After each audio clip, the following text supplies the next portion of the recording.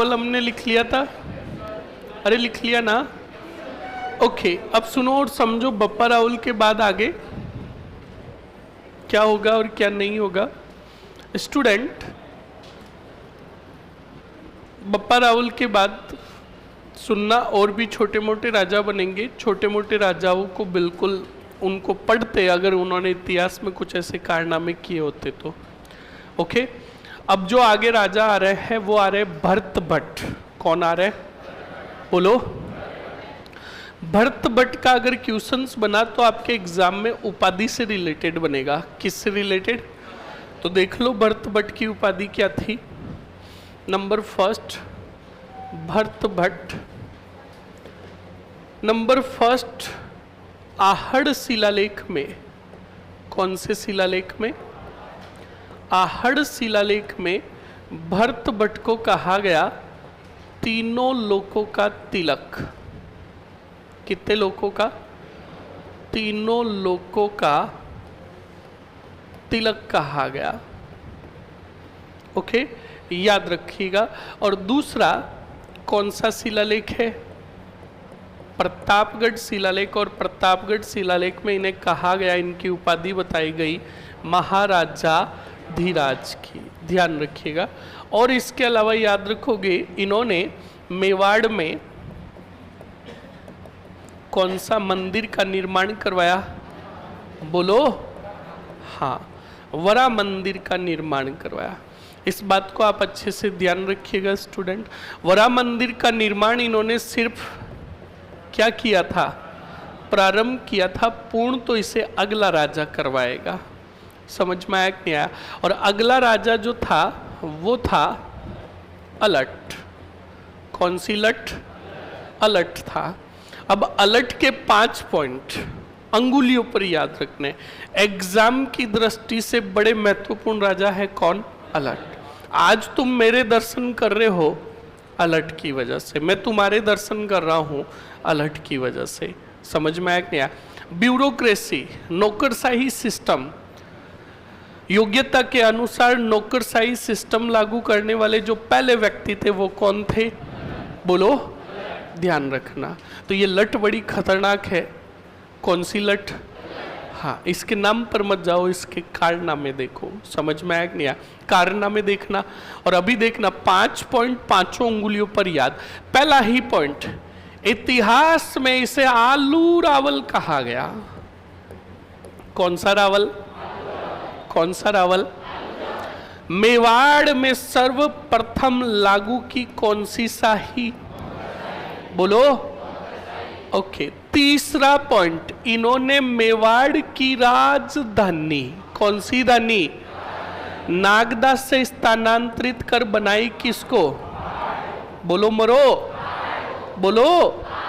वरा मंदिर का निर्माण इन्होंने क्या करवाया? बोलो।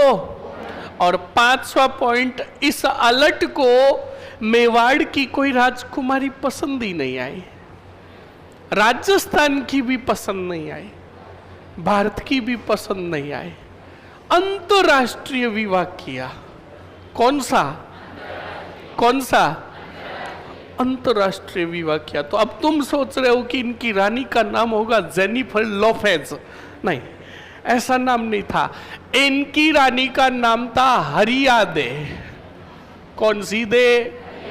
अब तुम नाम देखकर तो देखोगे ये तो कोई गांव की थी।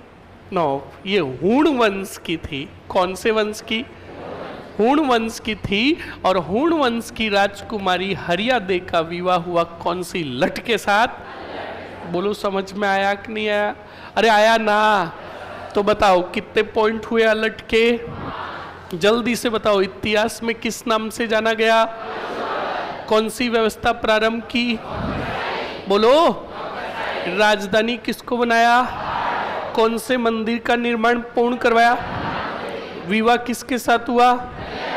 कौन से वंश की थी? ये कंप्लीट हो गया। कौन? लिखो मरो जल्दी से। पहले लिखो भरत भट्ट। कौन सा भट्ट? भरत भट्ट।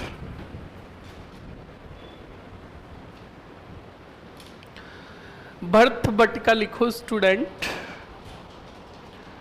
लिखो इन्हें आहड़ शिलालेख में, इन्हें आहड़ शिलालेख में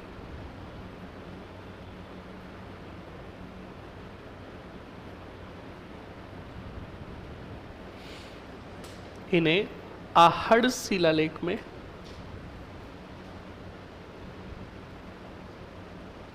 क्या कहा गया? तीनों लोकों का तिलक कहा गया। इन्हें आहड़ शिलालेख में तीनों लोकों का तिलक कहा गया।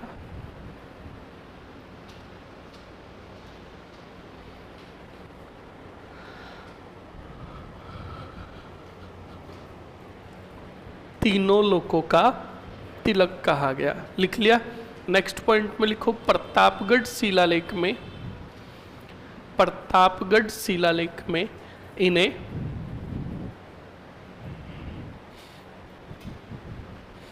प्रतापगढ़ शिलालेख में इन्हें महाराजा, कौन सा राजा?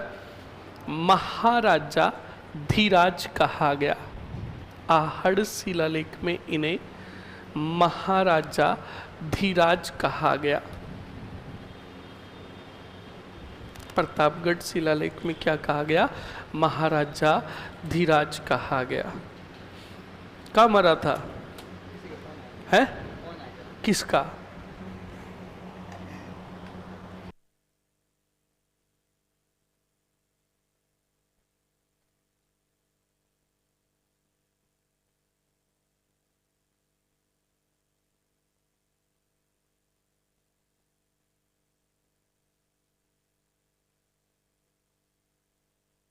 लिखो जल्दी से। दिल का बड़ा अच्छा है, बेचारे ने सच्ची बात बता दी। सर प्रताड़ित इंसान है, क्या करे, कोई बात नहीं। लिखो भरत भट्ट ने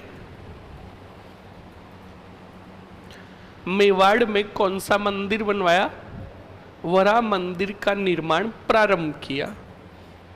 भरत भट्ट ने मेवाड़ में वरा मंदिर का निर्माण प्रारंभ किया। लिख लिया? अरे लिख लिया ना। नेक्स्ट अगले पॉइंट में लिखो वरा मंदिर का निर्माण प्रारंभ किया। नेक्स्ट अगले पॉइंट में लिखो, हेडिंग डाल दो अलर्ट, अलर्ट। अलर्ट का पहला ही पॉइंट लिखो इतिहास में इन्हें, इतिहास में इन्हें कौन सा रावल कहा गया? आलू रावल कहा गया। इतिहास में इन्हें आलू रावल कहा गया। कौन सा रावल? आलू रावल कहा गया। दूसरा लिखो मेवाड़ में सर्वप्रथम, मेवाड़ में सर्वप्रथम नौकरशाही व्यवस्था, मेवाड़ में सर्वप्रथम, क्या बात, नौकरशाही व्यवस्था कौन सी लठ ने प्रारंभ की? अलट ने प्रारंभ की। मेवाड़ में नौकरशाही व्यवस्था अलट ने प्रारंभ की। अगला पॉइंट लिखो डबल स्टार और नोट लगाकर। अलट ने गोहिल वंश की या मेवाड़ की, अलट ने मेवाड़ की राजधानी, मेवाड़ की राजधानी नागदा से स्थानांतरित कर आहड़ को बनाई। किसको बनाई? आहड़ को बनाई। आहड़ को बनाई। लिख लिया? अरे लिख लिया ना। अब बताओ इनका विवाह किसके साथ हुआ? बिल्कुल लिखो, इनका विवाह हूण वंश की राजकुमारी, इनका विवाह हूण वंश की राजकुमारी हूण वंश की राजकुमारी कौन सी दे हरिया देख के साथ हुआ, हरिया देख के साथ हुआ।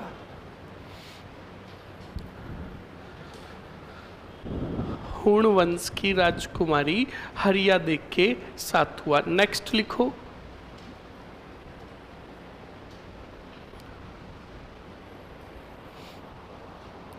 बताओ कौन से मंदिर का निर्माण पूर्ण करवाया? लिख लो।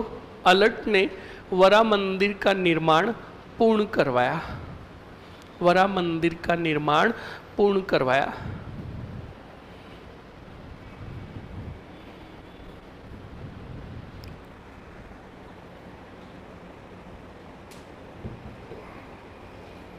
लिख लिया?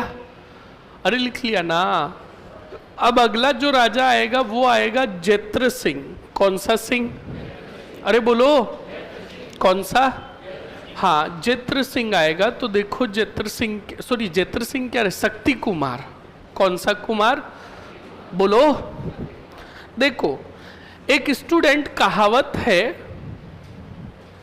या कहावत है या लोकती है या क्या है, देख लीजिएगा।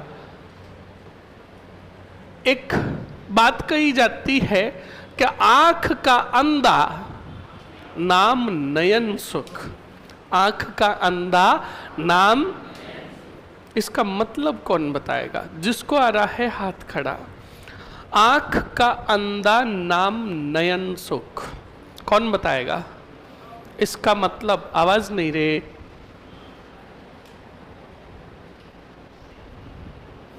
कौन बताएगा? नयन बता। हाँ सही कहा। आंख का अंधा नाम नयन सुख। सोच थोड़ा।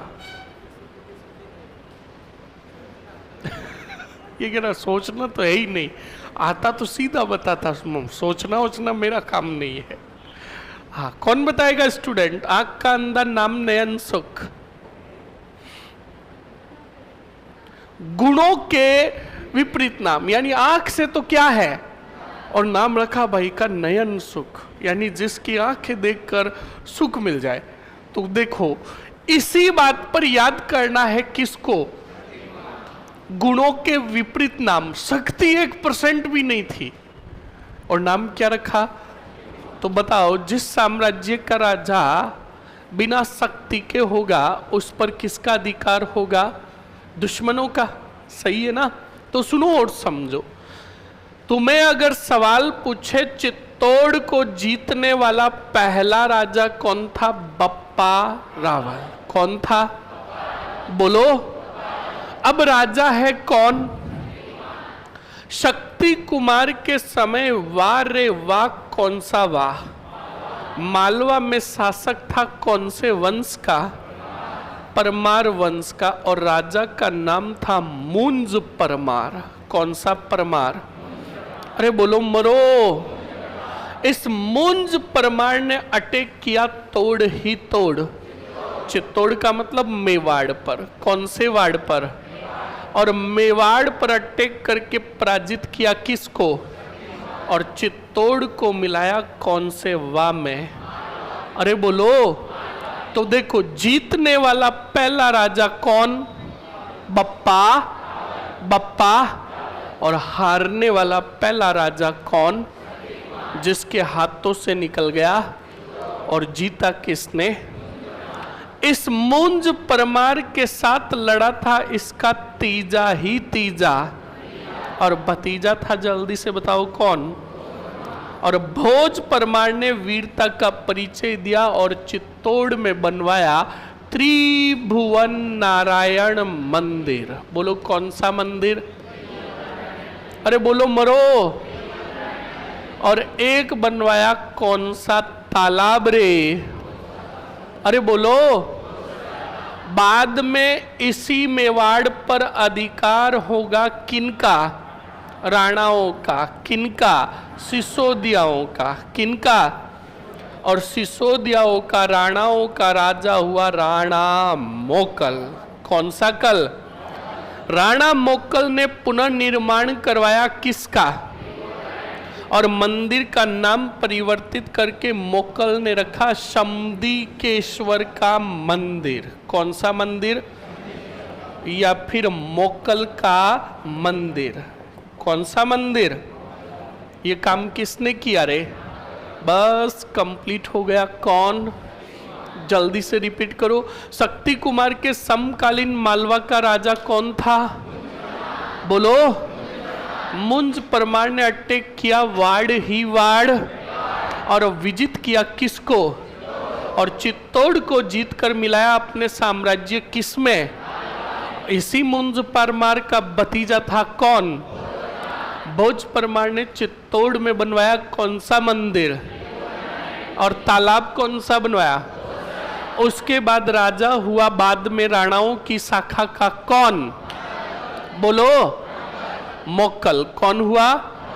इसी मोक्कल ने इस मंदिर का जीर्णोद्वार करवाकर नाम रखा या फिर?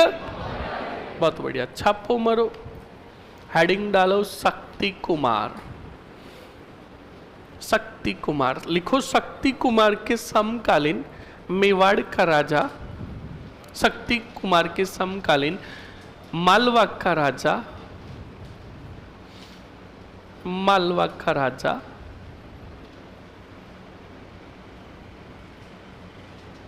मालवा का राजा कौन था? मुंज परमार था। मुंज परमार था। लिख लिया? लिखो मुंज परमार ने, मुंज परमार ने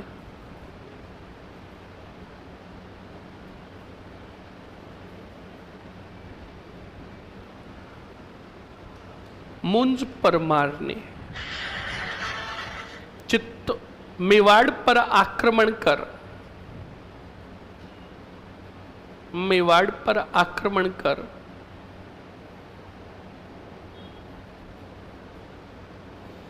मेवाड़ पर आक्रमण कर चित्तौड़ को विजित किया, चित्तौड़ को विजित किया तथा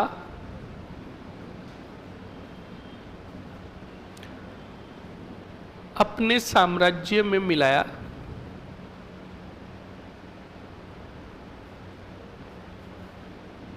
अपने साम्राज्य में मिलाया। लिख लिया? अब लिखो शक्ति कुमार मेवाड़ के पहले राजा थे जिनके हाथों से चित्तौड़ निकल गया। शक्ति कुमार मेवाड़ के पहले राजा थे। शक्ति कुमार मेवाड़ के पहले राजा थे जिनके हाथों से क्या निकल गया? चित्तौड़ निकल गया। पहले राजा थे जिनके हाथों से चित्तौड़ निकल गया। लिख लिया? अगले पॉइंट में लिखो मुंज परमार के भतीजे, मुंज परमार के भतीजे कौन? भोज परमार ने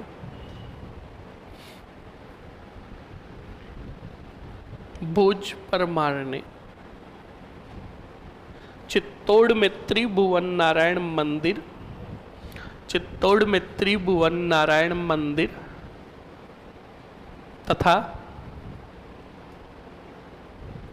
चित्तौड़ में त्रिभुवन नारायण मंदिर तथा कौन सा तालाब? भोजसर तालाब का निर्माण करवाया। भोजसर तालाब का निर्माण करवाया।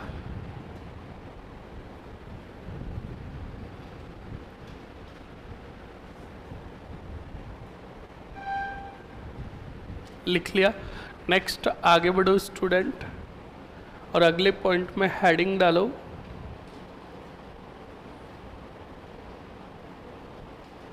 लिखो जल्दी से।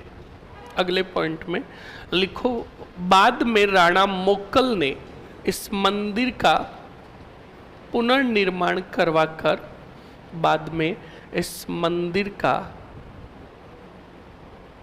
बाद में राणा मोक्कल ने इस मंदिर का पुनर्निर्माण करवाकर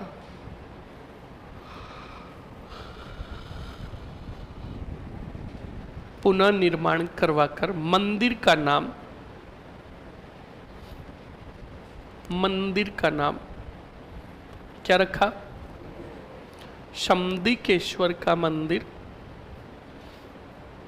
ऑब्लिक करके मोक्कल का मंदिर नाम रखा। शम्दिकेश्वर का मंदिर ऑब्लिक करके मोक्कल का मंदिर नाम रखा। लिख लिया? अरे लिख लिया ना। ये हो गया कौन सा कुमार? शक्ति कुमार। अब जो राजा आएगा स्टूडेंट, वो राजा आएगा रण सिंह। कौन सा सिंह? जिनका दूसरा नाम था कर्ण सिंह। कौन सा सिंह? बोर्ड पर देखो और समझो अच्छे से। रण सिंह ऑब्लिक करके कर्ण सिंह। ओके, अब रण सिंह और कर्ण सिंह को अच्छे से समझ लीजिएगा। इनके दो पुत्र थे। कितने? Number first Sam Singh. कौन से सिंह? सैम सिंह। और दूसरे जो थे उनका नाम था राहब। क्या नाम था? राहब। अब सुनो, सैम सिंह से जो शाखा चली वो शाखा चली कौन सी? बोलो, रावल शाखा। कौन सी शाखा? और इस राहब को दी गई सिसोदा की जागीर। कौन सी जागीर? हाँ, सिसोदा की जागीर दी गई। सिसोदा की जागीर दी गई स्टूडेंट। और इनसे जो शाखा चली, कौन सी शाखा? राणा शाखा ऑब्लिक करके सिसोदा के होने के कारण इनको सिसोदिया भी कहा गया। सिसोदिया शाखा। कौन सी शाखा? सिसोदिया शाखा। इस बात को आप अच्छे से ध्यान रखें स्टूडेंट। तो सबसे पहले मेवाड़ पर शासन करेगी सैम सिंह की कौन सी शाखा? बोलो। उसके बाद शासन करेगी कौन सी शाखा? सिसोदिया यानी राणा शाखा। समझ में आया कि नहीं आया? तो रावल शाखा किससे चली? सैम सिंह से। सिसोदिया शाखा किससे चली? राहब से। समझ में आया कि नहीं आया? जल्दी से हेडिंग डालो, रण सिंह ऑब्लिक करके कर्ण सिंह। रण सिंह ऑब्लिक करके कर्ण सिंह। और पहला ही पॉइंट लिखो, इनके दो पुत्र थे। इनके दो पुत्र थे। इनके दो पुत्र थे। इनके दो पुत्र थे। दोनों पुत्रों के नाम बढ़िया डायग्राम बनाकर लिखो। पहले छोटा सा डायग्राम बनाओ।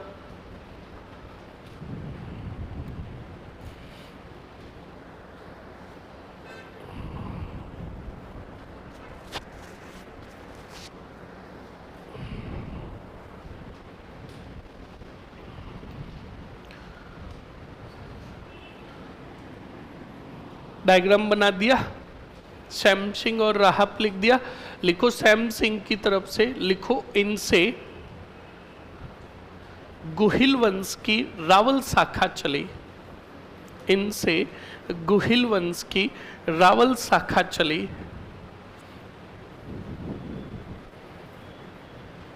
रावल शाखा चली। राहब की तरफ लिखो, इन्हें सिसोदा की जागीर प्रदान की गई। इन्हें सिसोदा की जागीर प्रदान की गई। सिसोदा की जागीर प्रदान की गई तथा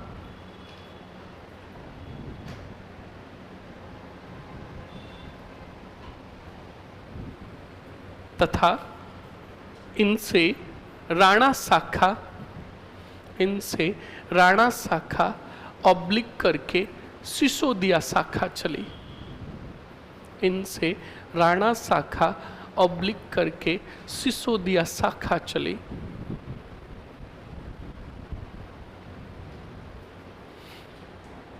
लिख लिया? अरे लिख लिया ना। ओके, ये हो गए आपके कौन? बोलो, रण सिंह। अब सुनो, सैम सिंह बिल्कुल बस शासन करेंगे, इनसे रावल शाखा चलेगी, इतना ही ध्यान रखना है। सैम सिंह के बाद राजा बने रावल सामंत सिंह। कौन बने? अब सुनो और समझो, बोर्ड पर देखो। शासनकाल जो हम लिखेंगे अभी से नहीं लिखेंगे। अगर किसी के माइंड में सवाल आ रहा है कि सर शासनकाल क्यों नहीं लिख रहे हैं, शासनकाल राजाओं का विधि पूर्वक और सभी का बराबर रूप से विद्वानों का जो मिलेगा वो जैत्र सिंह से मिलेगा। किससे? तो हम शासनकाल किससे लिखेंगे? जैत्र सिंह से। याद रखें इस बात को। अब सुनो, रावल सामंत सिंह जब राजा थे, बताओ कौन सी वार्ड के? उस समय लोर ही लोर जालोर में शासक था कीर्तिपाल। कौन था? और कीर्तिपाल की दुश्मनी थी अजमेर के पृथ्वीराज चौहान से। किसके? और पृथ्वीराज चौहान से बदला लेना चाहता था। बोलो कौन सा पाल? पर आप बताओ, क्या कीर्तिपाल पृथ्वीराज को पराजित कर सकते हैं क्या? नहीं। ये बात तुमसे अच्छी तरीके से पता थी। किसको? कीर्तिपाल को। अब इस पृथ्वीराज चौहान ने क्या किया? अपनी एक बहन थी पृथ्वीबाई। कौन सी बाई? इसका विवाह किया किसके साथ? सामंत सिंह। और सामंत सिंह कहाँ के राजा है? मेवाड़ के। तो बहनों ही हो गए किसके? पृथ्वीराज के। कीर्तिपाल ने सोचा मैं पृथ्वीराज को तो पराजित नहीं कर सकता, पराजित करूंगा, अटैक करूंगा। किस पर? इसलिए सहायता मांगी रात ही रात गुजरात के राजा भीमदेव द्वितीय से। बोलो किससे? बिल्कुल भीमदेव द्वितीय ने सहायता दी। किसको? और कीर्तिपाल ने भीमदेव की सहायता से अटैक किया। किस पर? पराजित हुए कौन? और सामंत सिंह पराजित होकर यहां से भागे और गए गढ़ ही गढ़। बोलो, वागड़ का कोई छोटा मोटा राजा था चोरसीमल। कौन सा मल? इस चोरसीमल को पराजित किया किसने? और अधिकार किया किस पर? और वागड़ में कौन से वंश की नींव रखी और कौन सी शाखा चलाई?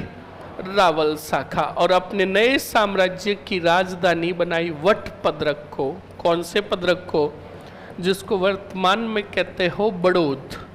क्या कहते हो? तो सुनो, वागड़ में गुहिल वंश की रावल शाखा की स्थापना करने वाला राजा कौन हो गया? बोलो बोलो। इस बात को गिनकर गांठ दे देना। किससे पराजित करके? जब सामंत सिंह जी पराजित होकर कहां से आ रहे थे? बोलो, मेवाड़ से आ रहे थे। तो स्टूडेंट, रास्ते के अंदर क्या हुआ और क्या नहीं हुआ अच्छे से देखना। रास्ते में इन्हीं सामंत सिंह जी का एक भाई था। कौन? कुमार सिंह। कौन सा सिंह?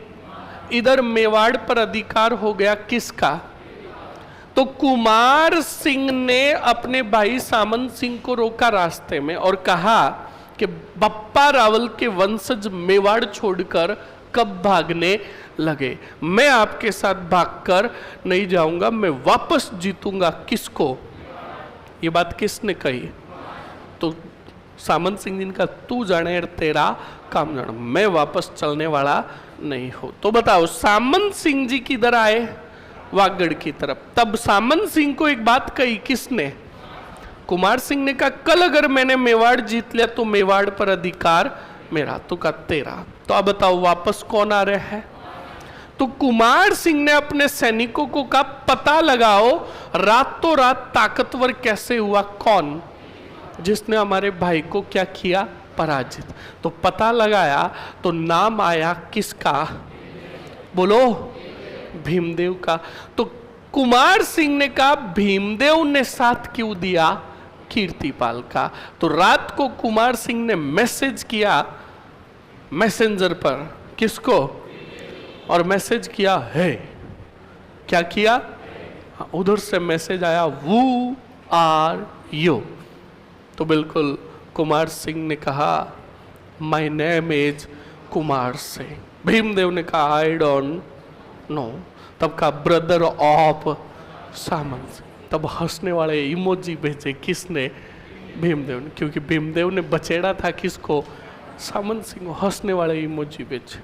तो कुमार सिंह ने कहा हंसने वाले इमोजी क्यों भेजे? तो कहा रुक एक मिनट, एक बढ़िया स्टिकर डाउनलोड किया। किसने? भीमदेव ने। उस स्टिकर इमोजी के अंदर एक टकला आदमी था, उसके यूँ एक आदमी गुद्दी में ठोकता हुआ, तो जो गुद्दी में ठोक रहा था उसके ऊपर तो लिख दिया सामंत सिंह, और जो टकला आदमी जिसके गुद्दी में ठोक रहे थे उसके लिख दिया सामंत सिंह। और ये स्टिकर भेज दिया किसको? मतलब समझे, कुमार सिंह को कहा तुम्हारे भाई को पराजित करने वाले कोई और नहीं, हम ही है। तो कुमार सिंह ने कहा भीमदेव को एक बात बताओ, तुमने भीमदेव को कहा तुमने कीर्तिपाल की सहायता क्यों की? हमारे भाई ने तुम्हारा क्या बिगाड़ा? तब भीमदेव ने कहा तुम्हारे भाई ने तो कुछ नहीं बिगाड़ा, तुम्हारे भाई के साले ने हमारे हालात बदल दिए, जज्बात बदल दिए। कौन सी कौरी? याद आ रहा है? अरे याद आ रहा है। इच्छा कौरी यानी बात वो हो गई, तू प्यार है किसी और का, तुझे चाहता कोई। हाँ, भीमदेव जी विवाह करना चाहते थे किससे? पर विवाह हुआ किससे? तो अब बताओ, भीमदेव ने ये बात कुमार सिंह को कही तो कुमार सिंह ने कहा इसमें मेरे भाई की क्या गलती? तो कुमार सिंह को कहा, भीमदेव ने कहा हमने कीर्तिपाल का फोगट में साथ, कीर्तिपाल ने हमें 12 गांव की जागीर दी है। तो कुमार सिंह ने कहा कि तुम हमें मेवाड़ का वापस क्या बनाओ? राजा बनाओ, मेवाड़ के सटके हुए पूरे गांव तुम्हारे। भीमदेव ने कहा सुबह 9 बजे तेरे घर के नीचे इंतजार करूंगा। दोनों मिलकर ठोकेंगे किसको?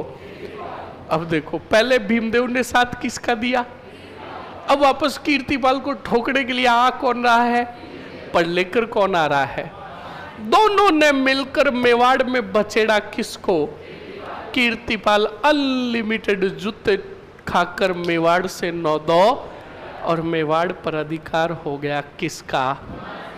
तो तुम्हें अगर सवाल पूछ ले कि मेवाड़ में रावल शाखा का पुनर्गठन या पुनः स्थापित करने वाला राजा कौन था, क्योंकि सामंत सिंह के पराजित होते ही तो चौहानों का अधिकार हो गया, फिर पुनः स्थापित करने वाला राजा बन गया कौन? बोलो समझ में आया कि नहीं आया? लिख ले जल्दी से, छापो मरो। और फिर याद कीजिए, यही सामंत सिंह जी जाएंगे तराइन के दूसरे युद्ध में किसका साथ देने के लिए? और पृथ्वीराज से लड़ते हुए वीर गति को प्राप्त होंगे। और ये मैंने तुम्हें लिखाया भी था, कॉपी में लिखाया था, भले ही लिखाओ। याद तो है नहीं तुम्हें? याद है? अगर याद होता तो अभी बोलते। दुष्टा आत्माएं कहीं की, लिखो मरो, लिखो जल्दी से। सामंत सिंह, कौन से सिंह? सामंत सिंह।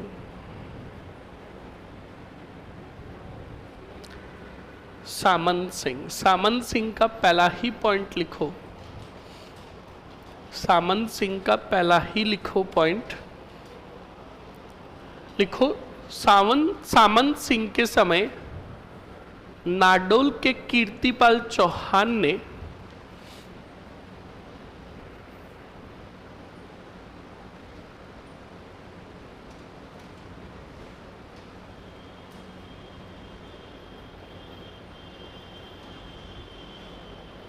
क्या लिखा? सामंत सिंह के समय नाडोल के कीर्तिपाल चौहान ने गुजरात के भीमदेव द्वितीय की सहायता से, गुजरात के भीमदेव द्वितीय की सहायता से आक्रमण किया। आक्रमण कर मेवाड़ पर अधिकार किया। आक्रमण कर मेवाड़ पर अधिकार किया।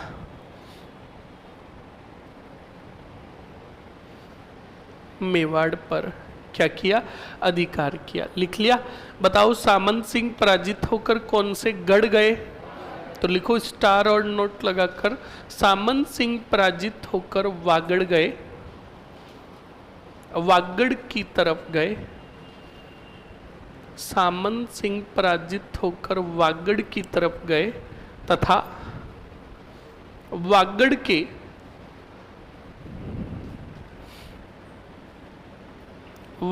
के चोरसीमल को पराजित कर वागड़ के चोरसीमल को पराजित कर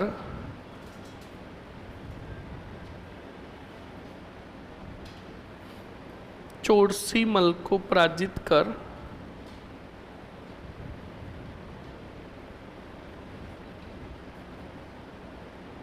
चोरसीमल को पराजित कर वागड़ में गुहिल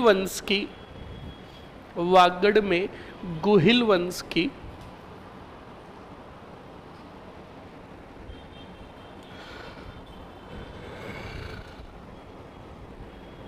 गुहिल वंश की रावल शाखा की नींव रखी।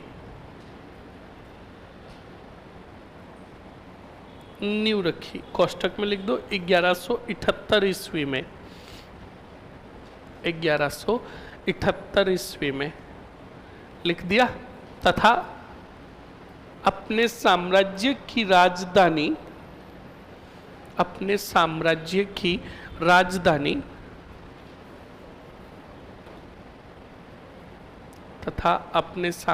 की राजधानी किसको बनाई?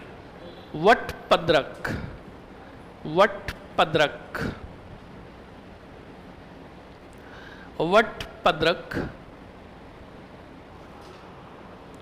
कोष्टक में लिख दो बड़ौद को बनाई। वटपद्रक बड़ौद को बनाई। लिख लिया ना। ये हो गए कौन? सामंत सिंह। अब बताओ सामंत सिंह के भाई कौन? पहले सामंत सिंह का एक पॉइंट लिखो। सामंत सिंह तराइन के दूसरे युद्ध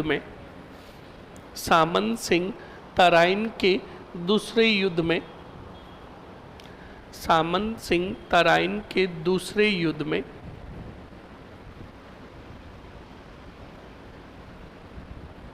पृथ्वीराज चौहान की तरफ से लड़ते हुए वीरगति को प्राप्त हुए।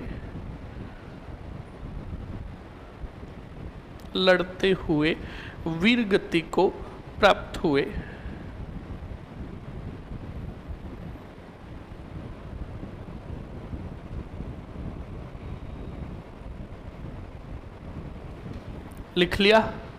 अरे लिख लिया ना। नेक्स्ट अगले पॉइंट में लिखो स्टूडेंट,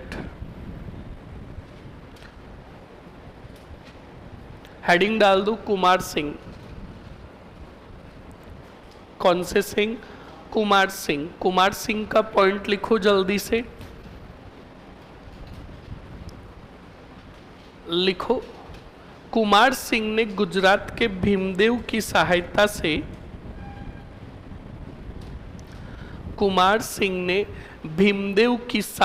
से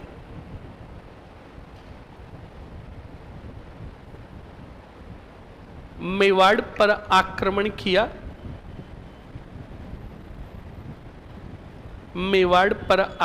किया तथा कीर्तिपाल को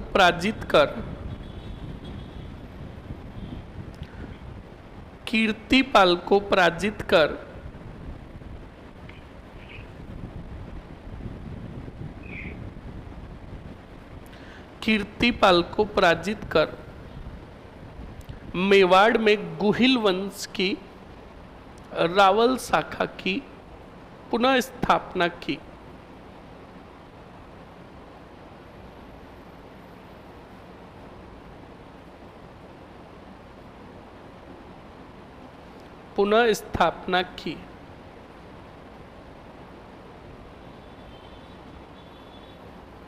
लिख लिया?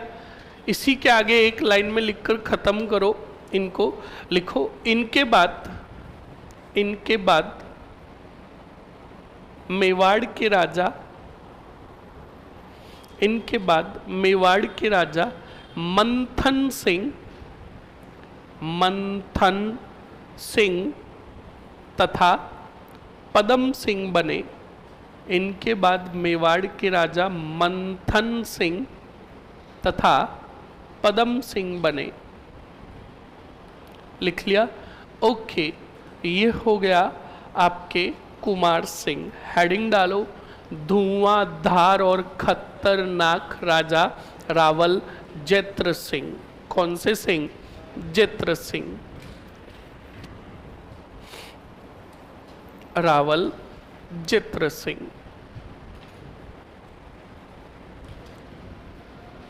कौन से सिंह? बोर्ड पर देखो और जल्दी से समझ लो, जैत्र सिंह।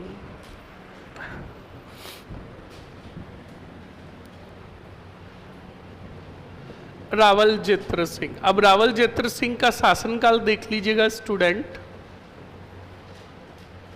1213 से 1250 और कुछ ने कहा 53। ओके, अब देखो और समझो अच्छे से। नंबर फर्स्ट, जैत्र सिंह जो थे स्टूडेंट 6 सुल्तानों के समकालीन थे। कितने? हाँ, 6 सुल्तानों के समकालीन राजा। ओके, दूसरा पॉइंट सुनो, इनके समय सुल्तान था एक, कौन सा मिस? इल्तुतमिश ने अटैक किया कौन से वाड़ पर? और मेवाड़ की राजधानी जो थी अब कौन सी थी? नागदा, प्लस इसके पहले हड़ ही हड़। इन दोनों को लूटा। क्या किया? किसने लूटा? और दोनों को लूटकर नष्ट कर दिया। क्या कर दिया? और नष्ट करके राजस्थान के दूसरे क्षेत्रों में गया कौन सा मिस? तब तक सेना संगठित कर ली कौन से सिंह ने? और इसी इल्तुतमिश को घेरा कौन से ताड़ा में? और युद्ध लड़ा धुआंधार और खतर। जो युद्ध कहलाया कौन सा? ये युद्ध हुआ 1227 में, इल्तुतमिश वर्सेस जैत्र सिंह के मध्य। इस युद्ध में अनलिमिटेड जूते पड़े कौन से मिस के? विजय हुई किसकी? अरे बोलो मरो, अरे बोलो। और इस युद्ध का वर्णन मिलता है हमीर मद मर्दन में। कौन से मर्दन में? मद मर्दन में। याद रखिएगा, जो लिखा जय सिंह सूरी ने। कौन से सूरी ने? हाँ जी, इस बात को ध्यान रखोगे। अब देखो, राजधानी नागदा और आहड़ थी, इनको लूट कर क्या कर दिया? नष्ट कर दिया। तो जैत्र सिंह ने कहा अब मेवाड़ की राजधानी बनेगी तोड़ ही तोड़। हाँ, तो देखो, अब हम चित्तौड़ को लेकर एक सीरीज बनाते हैं। क्या बनाते हैं? सवाल अगर आपको पूछे कि चित्तौड़ को जीतने वाला मेवाड़ का पहला राजा कौन था? बोलो। हारने वाला पहला राजा कौन सा? कुमार। और चित्तौड़ को राजधानी बनाने वाला पहला राजा? तो बताओ, चित्तौड़ की 3 पॉइंटों को लेकर सीरीज बनी कि नहीं बनी? वापस बोलो। जीतने वाला पहला राजा? बोलो। हारने वाला पहला राजा? और राजधानी बनाने वाला? समझ में आया कि नहीं आया? उसके बाद सुनो स्टूडेंट, आगे क्या होगा और क्या नहीं होगा। इधर देखो, ये कौन सा पाल है? कीर्तिपाल ने किसको बचेड़ा? बोलो। सामंत सिंह को। तो बताओ, कीर्तिपाल ने बाद में जाकर अधिकार कर लिया लोर ही लोर। तो बताओ, जालोर के चौहानों ने मेवाड़ के राजाओं को बचेड़ा कि नहीं बचेड़ा? जूते खा रखे थे कहां के राजा? बोलो। तो बताओ, मेवाड़ के राजा वापस जालोर के चौहानों से बदला लेंगे कि नहीं लेंगे? और बदला लेने वाला राजा होगा धुआंधार और खतरनाक कौन? जैत्र सिंह ने कहा हमारे पूर्वज कौन? सामंत सिंह को बचेड़ा जालोर के कौन से पाल ने? अब इसी कीर्तिपाल के वंशज है हमारे समकालीन उदय सिंह। कौन से सिंह? इन पर करेंगे आक्रमण और हम अपने पूर्वजों का क्या लेंगे? अब सेना लेकर गए जैत्र सिंह लोर ही लोर। किसके विरोध? बोलो रे। उदय सिंह के विरुद्ध गए। तो उदय सिंह को पता चला, तो उदय सिंह ने कहा पूर्वज पूर्वज लड़े और मेरे जीव ने दहन कर दी। सही है कि नहीं है? क्योंकि इतने पावरफुल नहीं थे। कौन? आखिरकार उदय सिंह भी लड़े कौन से सिंह से? उदय सिंह को पता चला कि अनलिमिटेड क्या पड़ने वाला है, तब इन्होंने कहा कर लेता है जोता ही जोता। किसको कहा रे? तो जयत्र सिंह ने उदय सिंह को कहा बताओ समझौते के तहत क्या करोगे? तो उदय सिंह ने कहा हमारी एक अति सुंदर क्या है? पोती है। क्या है? कौन सी दे? रूपा दे। कौन सी दे? इस रूपा दे का विवाह हम आपके कमीनों, आपके बेटे तेज सिंह के साथ करते हैं। किसके साथ? तेज सिंह के साथ। तो कहा जाता है इस युद्ध में तेज सिंह भी था। कौन था? तेज सिंह भी साथ में आया था। तो तेज सिंह जी ने जयत्र सिंह को कहा फा फा। तो जयत्र सिंह ने कहा क्या? कहा आई लाइक रूपा। क्या कहा? आई लाइक रूपा। तो जयत्र सिंह ने कहा कब से? तो कहा अब से। तो मतलब 100 बातों की एक बात। समझौते के तहत उदय सिंह ने अपनी पोती कौन सी दे? अरे बोलो रे। रूपा दे का विवाह किया जयत्र सिंह के पुत्र। और जालोर मेवाड़ संघर्ष क्या हो गया? क्या हो गया? बोलो समझ में आया कि नहीं आया? जयत्र सिंह के समय बाद में और एक दिल्ली का सुल्तान था जिसका नाम था नासिरुद्दीन महमूद। बोलो क्या नाम था? इसने भी अटैक किया कौन से तोड़ पर इस आक्रमण को विफल किया कौन से सिंह ने? बोलो। तो देखो दिल्ली सल्तनत को टक्कर देने वाले मेवाड़ के राजा कौन हुए? तभी दशरथ शर्मा ने जयत्र सिंह के बारे में कहा कि जयत्र सिंह का काल जो था मध्यकालीन मेवाड़ का स्वर्ण काल था। क्या था? और आगे मेवाड़ के जो राजा आएंगे उनके लिए एक नव शक्ति का संचार किया किसने? तो इन्हें कहा गया इनके काल को कहा गया मध्यकालीन मेवाड़ का स्वर्ण काल तथा नव शक्ति का संचारक। क्या कहा गया? किसने कहा? दशरथ शर्मा ने। कौन से शर्मा ने? लिखो मरो। ये हो गया आपके कौन से सिंह? जयत्र सिंह। लिखो जल्दी से फर्स्ट पॉइंट लिखो। यह दिल्ली के 6 सुल्तानों के समकालीन थे। यह दिल्ली के 6 सुल्तानों के समकालीन थे। दिल्ली के 6 सुल्तानों के समकालीन थे।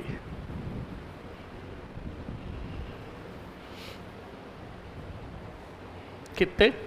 6 सुल्तानों के समकालीन थे। लिख दिया? लिखो। इनके समकालीन इल्तुतमिश ने इनके समकालीन इल्तुतमिश ने इनके समकालीन इल्तुतमिश ने मेवाड़ पर आक्रमण कर राजधानी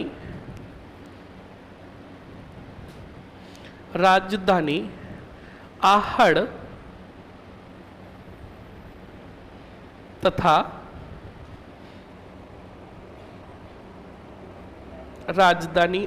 तथा नागदा को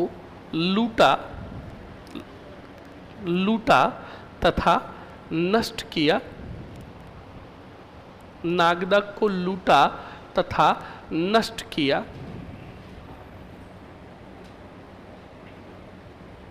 लिख लिया? नेक्स्ट अगले पॉइंट में लिखो जल्दी से। सीधा लिखो बुत्ताड़ा का युद्ध। बुत्ताड़ा का युद्ध।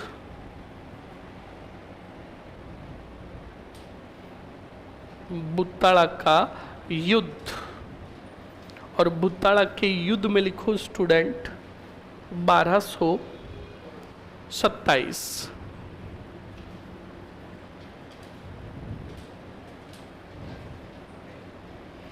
लिख लो दोनों तरफ।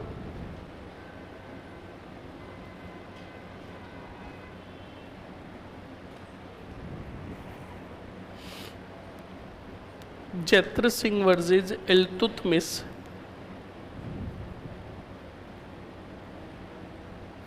परिणाम में लिखो किसकी विजय? जैत्र सिंह की विजय। इस युद्ध का बताओ वर्णन किस में मिलता है?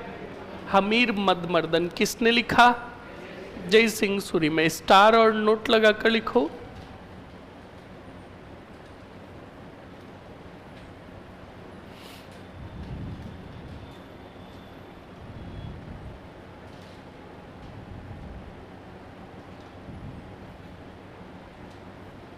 इस युद्ध का वर्णन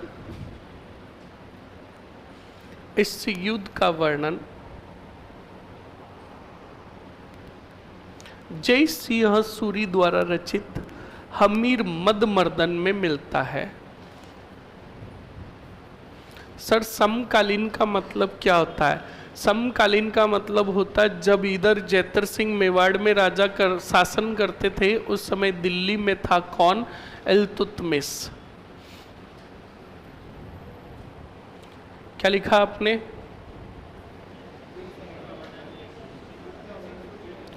हमीर मदमर्दन में मिलता। बताओ इसके बाद राजधानी किसको बनाई? डबल स्टार और नोट लगाकर लिखो। जैत्र सिंह ने चित्तौड़ को राजधानी बनाई। चित्तौड़ को राजधानी बनाई।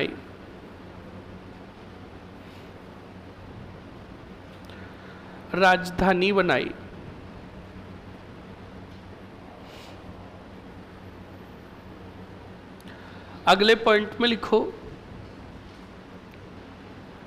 जैत्र सिंह ने अपने पूर्वजों का बदला लेने के लिए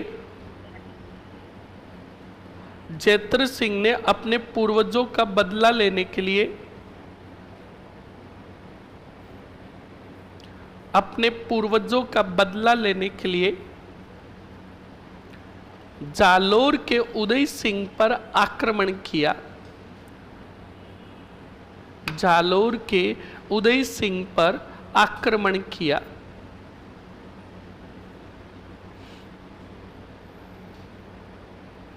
जालोर के उदय सिंह पर आक्रमण किया।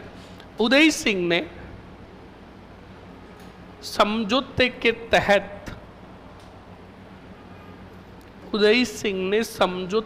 तहत अपनी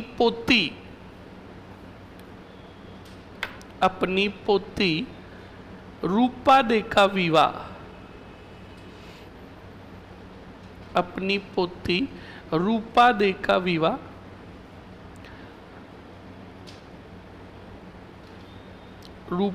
का विवाह जैत्र सिंह के पुत्र कौन से सिंह के साथ? हाँ,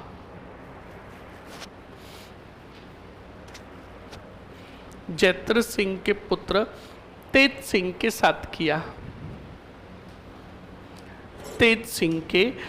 किया। लिख लिया? नेक्स्ट आगे लिखो स्टूडेंट। उसके बाद अगला पॉइंट बताओ, इन्होंने दिल्ली का एक और समकालीन शासक था नासिरुद्दीन महमूद के आक्रमणों को भी इन्होंने क्या किया था? जल्दी से बताओ। विफल किया। तो लिखो जल्दी से। जैत्र सिंह ने दिल्ली के शासक नासिरुद्दीन महमूद के आक्रमणों को विफल किया।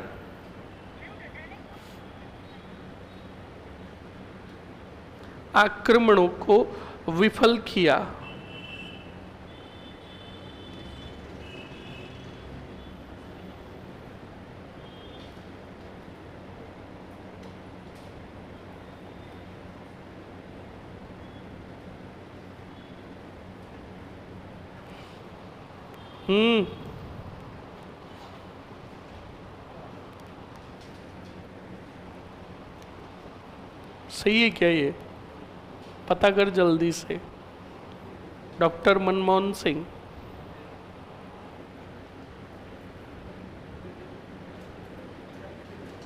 आवाज नहीं रही।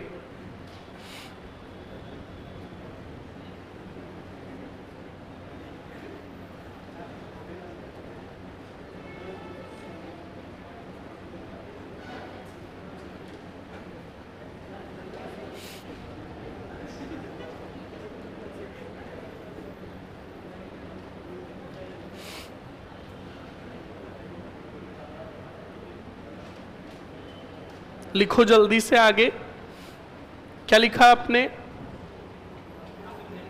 बोलो।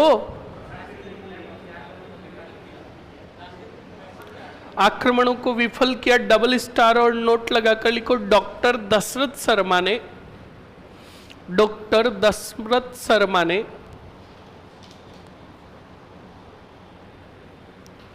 डॉक्टर दशरथ शर्मा ने जैत्र सिंह के काल को, जैत्र सिंह के काल को मध्यकालीन मेवाड़ का, मध्यकालीन मेवाड़ का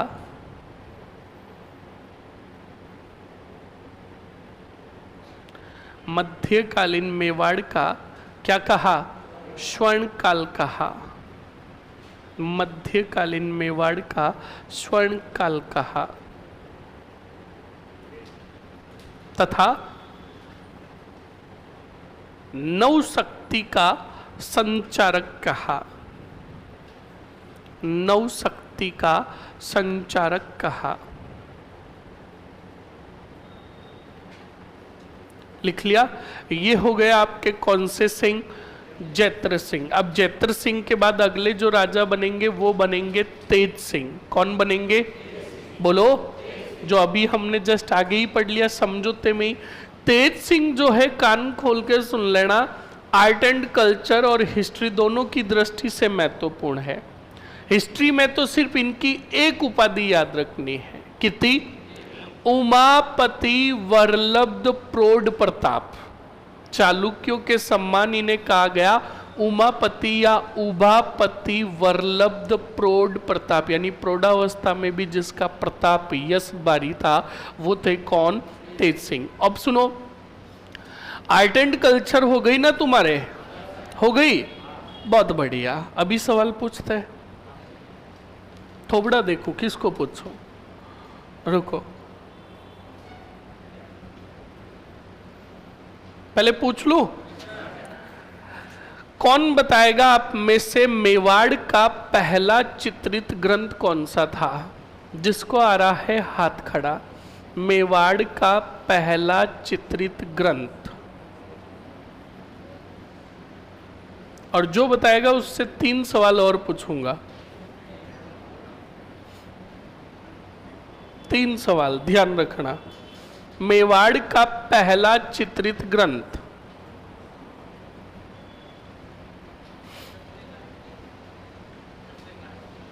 दस वेकालिका सूत्र चूर्णी। इधर मर, इधर आ। दुष्ट कई का कौन बताएगा? छोरियों में से हाथ पूरे खड़े करो। बता, चश्मिश बता। हाँ खड़ी हो, हाँ तू खड़ी हो, बता क्यों? कह रही नहीं आ रहा है। फिर कब पढ़ोगे? सर कल पूछ लेना, बाप सुगन पूरा याद करके आऊंगी। अब कल जब ये ग्रंथ याद करके आएगी मैं दूसरा ग्रंथ पूछूंगा। बैठो। कौन बताएगा गर्ल्स में से? हाँ उधर वाली, पाकिस्तान वाली। हाँ बताओ। श्रावक प्रतिक्रमण सूत्र चूर्णी। कौन सा चूर्णी? इस ग्रंथ की जो रचना हुई है मेवाड़ का पहला चित्रित ग्रंथ था। इस ग्रंथ की रचना जो की थी 1260-61 में कमल चंद्र ने की। किसने? ताड़ के पत्तों पर। कौन से पत्तों पर? हाँ ताड़ के पत्तों पर की। और ये ग्रंथ वर्तमान में कहाँ है? कौन बताएगा? वर्तमान में कहाँ है? एनीबडी?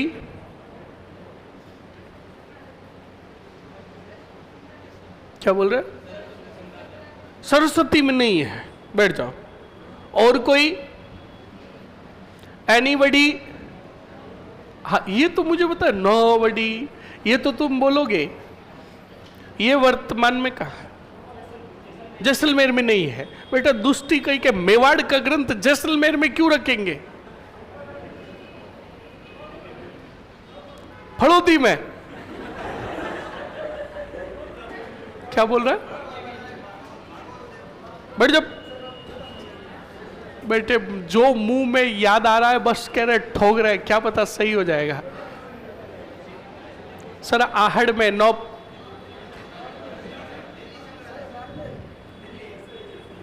तू मर जाएगा शांतिलाल। और कोई आवाज नहीं आ रहा है तो हाथ खड़े करो, वरना ध्यान रखना दिमाग सटक गया ना तो तुम्हें भी संग्रहालय में रखना पड़ेगा। कौन बताएगा रे? छड़ी खड़ी हो, हाँ तू खड़ी हो, बता। उदयपुर में किसने, तूने रखा क्या? याद रखना, पाटन संग्रहालय। कौन सा संग्रहालय? अरे बोलो, पाटन संग्रहालय जो कौन सी रात में है? हाँ ध्यान रखना। धमाधम कोई कह रहा जैसलमेर, ये भाई कह रहा फड़ौदी। फड़ौदी में क्या वो, और जैसलमेर में क्या? ये आकल वुड फॉसिल पार्क के जीवाश्म है। अरे वहां पर जो है ना जैसलमेर के अंदर, वहां पर 10 वेकालिका सूत्र चूर्णी है। तो फिर मर रहे हो, मैं तो तुम्हें श्रावक पूछ रहा हूं। सर भले ही हो ना कोई तो सूत्र चूर्णी है ये, समझ में आया ना? और सुन लो, 10 वेकालिका सूत्र चूर्णी ग्रंथ जो है, कान खोल के सुन लेना, वो राजस्थान का पहला चित्रित ग्रंथ है। और 10 वेकालिका सूत्र चूर्णी ऑप्शंस में नहीं हो तब आप देखोगे औद निरुक्ति वर्ती। कौन सा? और औद निरुक्ति वर्ती या 10 वेकालिका सूत्र चूर्णी ये जैसलमेर संग्रहालय में संग्रहित है। समझ में आया? आगे बढ़ो, लिखो जल्दी से और हेडिंग डालो। हाँ तेज सिंह, बिल्कुल तेज सिंह। तेज सिंह का शासनकाल लिखो। आवाज नहीं रही। तेज सिंह का, अच्छा हुआ कल मुझे छुट्टी करनी नहीं चाहिए थी। आज भी मुझे 2 बजे तक बुखार था, पर आपके साथ क्लास लेके मुझे नहीं लग रहा बुखार है। हाँ क्यों? एक कह रहा फड़ौदी में, एक कह रहा जैसलमेर में, इधर कह रही है उदयपुर में, और एक दिल्ली में कौन लेके गया भाई? हाँ हाँ, आवाज नहीं। लिखो जल्दी से, लिखो जल्दी से स्टूडेंट। तेज सिंह, और तेज सिंह का शासनकाल लिखो। पहले लास्ट वाले का बताओ, शासन खत्म कब हुआ? 1253 लिखो। हाँ 1250 ऑब्लिक करके 53 से 73, 73 लिख लिया। पहला ही पॉइंट लिखो, तेज सिंह की उपाधि। तेज सिंह की उपाधि, तेज सिंह की उपाधि में लिखो फर्स्ट परम भट्टारक। परम भट्टारक महाराजाधिराज। परम भट्टारक महाराजाधिराज परमेश्वर।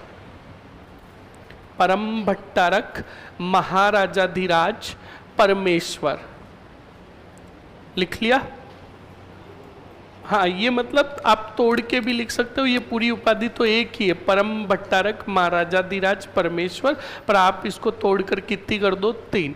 पहली परम भट्टारक, दूसरी महाराजाधिराज और तीसरी परमेश्वर। अब लिखो अगली नई लाइन में, लिखो इन्हें चालुक्यों के सम्मान, चालुक्यों के सम्मान उभापति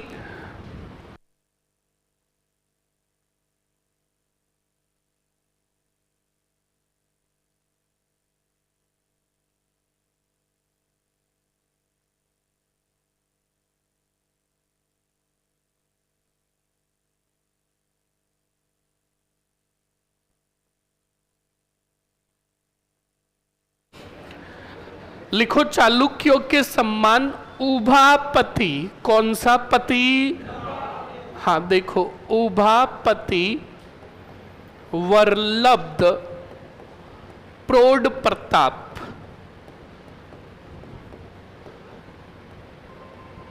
इन्हें चालुक्यों के समान उभापति वरलब्ध प्रौढ़ प्रताप कहा गया। उभापति वरलब्ध प्रौढ़ प्रताप कहा गया।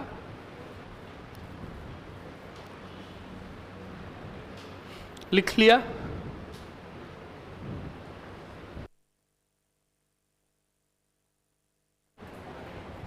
अगले पॉइंट में लिखो स्टूडेंट, स्टार और नोट लगाकर, तेज सिंह के समय, तेज सिंह के समय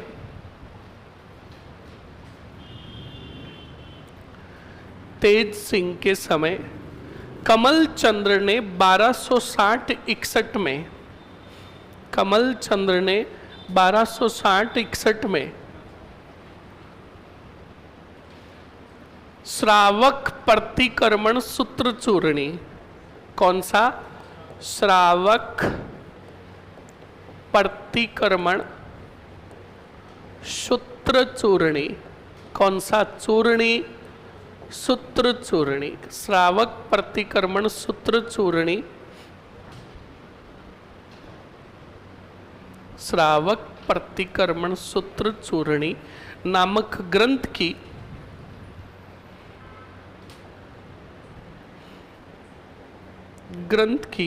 रचना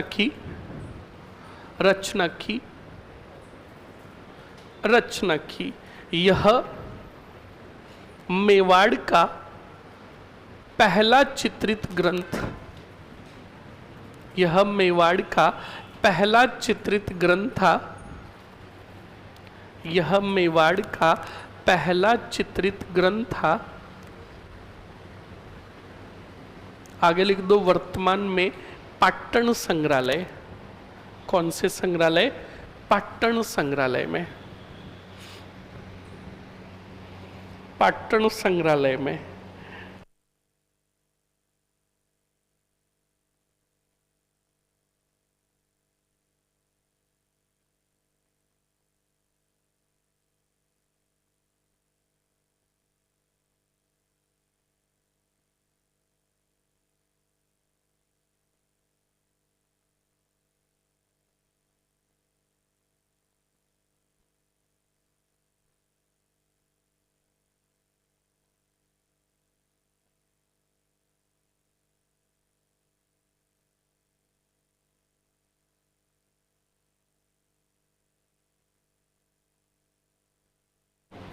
लिखो जल्दी से, क्या लिखा? पाटन संग्रहालय में संग्रहित है। ये राजा हो गया, बताओ कौन सा सिंह? हेडिंग डालो आगे, मर ही मर। कौन सा मर? समर सिंह। और अबू बकर कैसे हो? कल अबू बकर ने मेरे को एक डिजाइन भेजी, बड़ी गजब की पसंद आई। वो किसने बनाई रे? गांव में किसके है? तेरे खुद के है या कोई? क्या बात है, भूआ फूफा कैसे तेरे? बहुत बढ़िया, बिल्कुल स्टूडेंट। जैसलमेर की तरफ का है तू? कहाँ का है? बाड़मेर। साला बाड़मेर वाले कितने कोरे, हाथ खड़े करना। छोरो, इनसे सावधान रहे, सतर्क रहे और इनसे सुधी 10 कदम दूर रहे। पहले ही बोल रहा हूं, आवाज नहीं। याद रखना, अभी बिल्कुल ध्यान रखो, सुन लो। पिछली वैकेंसियों की मैं बात करूं तो इन वैकेंसियों में सबसे ज़्यादा झंडे गाड़ने वाले जो सबसे ज़्यादा है वो बाड़मेर के ही है। बिल्कुल ध्यान रखें। और आप भी जो पढ़ाई कर रहे हैं स्टूडेंट, अच्छे से पढ़ाई करें और बिल्कुल अपने लक्ष्य को हासिल करें। इस बात को अच्छे से विशेषकर ध्यान रखें।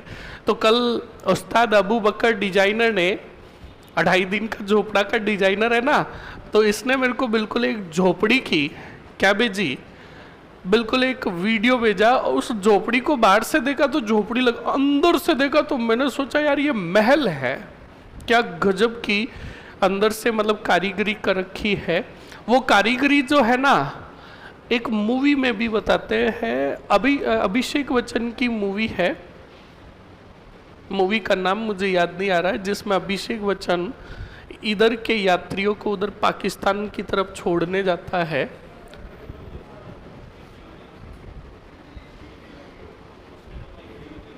हाँ, रिफूजी। ये देखो, कमीनों को इतना तक पता है कि मूवी का नाम क्या था। रिफूजी ऐसी मूवी है। तो उसके अंदर बिल्कुल एक घर बताया जाता है, सेम टू सेम। रात को देखा तो बहुत अच्छा लगा भाई। लिखो जल्दी से, क्या लिखा आपने? समर सिंह। हेडिंग डालो जल्दी से, समर सिंह। समर सिंह का शासनकाल लिखो 1273 से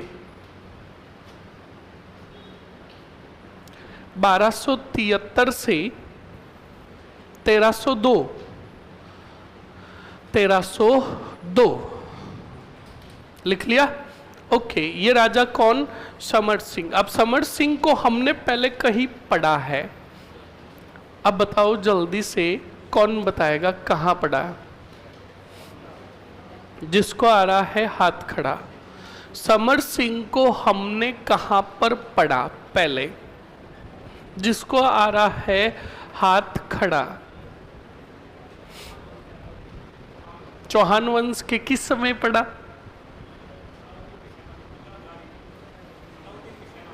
अलाउद्दीन की सेना। बहुत बढ़िया, बैठो। बिल्कुल सही कहा। इसने कहा कि जब अलाउद्दीन खिलजी की सेना गुजरात जा रही थी, जालोर के कानड़ देव ने गुजरने नहीं दिया, तब ये मेवाड़ गई और मेवाड़ के राजा समर सिंह ने इस सेना से क्या वसूला रे? इस समर सिंह को मैंने एक जगह और पढ़ाया। कहां पढ़ाया? कौन बताएगा? कौन बताएगा? एनीबडी? क्या नोबडी? दुष्टी गई के बेटे कह रहे नोबडी। हाँ बताओ। मर जाएगा। वो जालोर के समर सिंह थे, ये मेवाड़ के समर सिंह है। वो वहीज है, यही है। कौन बताएगा? छोटी? नहीं पता। और कोई? शांति खड़ा हो, पहले तेरा पूरा नाम बता। शांति। क्या बात है, इस नाम के पीछे लॉजिक क्या है?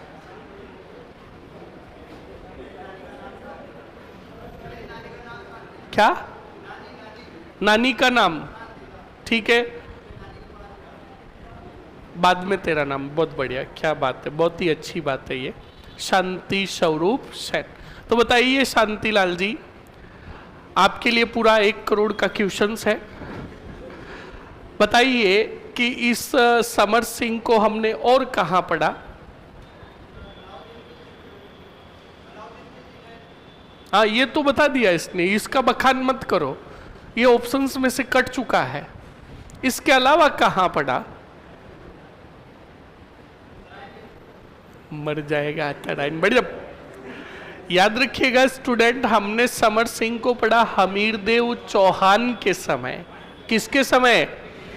मैंने तुम्हें बताया भी था कि सबको भूल जाना। हमीरदेव के 17 युद्धों के प्रारंभिक युद्ध अभियानों में याद रखना कि मेवाड़ के समर सिंह को पराजित करके मांडलगढ़ की जनता से, भले ही बताओ, तुमने एक बात थोड़ी बताई, एक एक करके तुमने हजारों बातें बताई और हर बार कहते हो कि मैंने बताया था। अब तुमने तो बताया, हम कौन सी बातों को याद करें? अच्छा, सिलेक्शन लेना है तो याद करना पड़ेगा। समझ में आया कि नहीं आया? लिखो मरो जल्दी से। समर सिंह का पहला ही पॉइंट लिखो। लिखो, समर सिंह के समकालीन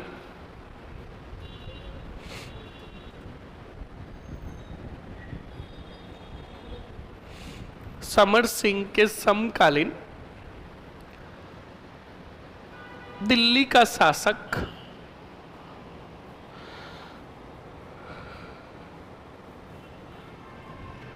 अलाउद्दीन खिलजी था।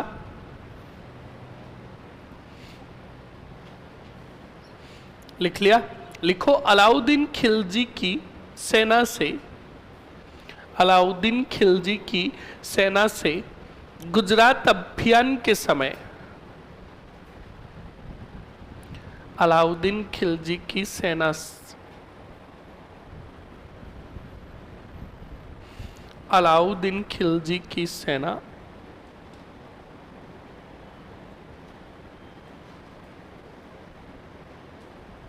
के गुजरात अभियान के समय समर सिंह ने क्या वसूला? कर वसूला। लिख लिया? अगले पॉइंट में लिखो,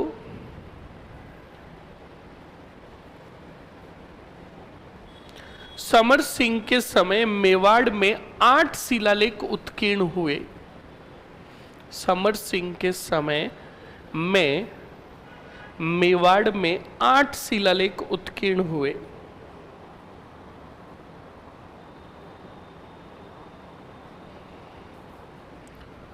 लिखो, इनके 2 पुत्र थे, इनके 2 पुत्र थे। नंबर फर्स्ट कौन? कुंभकर्ण। Number first Kumbhakarna. कौन सा कर्ण? कुंभकर्ण। सेकंड लिखो रावल रतन सिंह। रावल रतन सिंह। लिख लिया? कुंभकर्ण से एरो निकालकर लिखो, नेपाल चले गए, नेपाल चले गए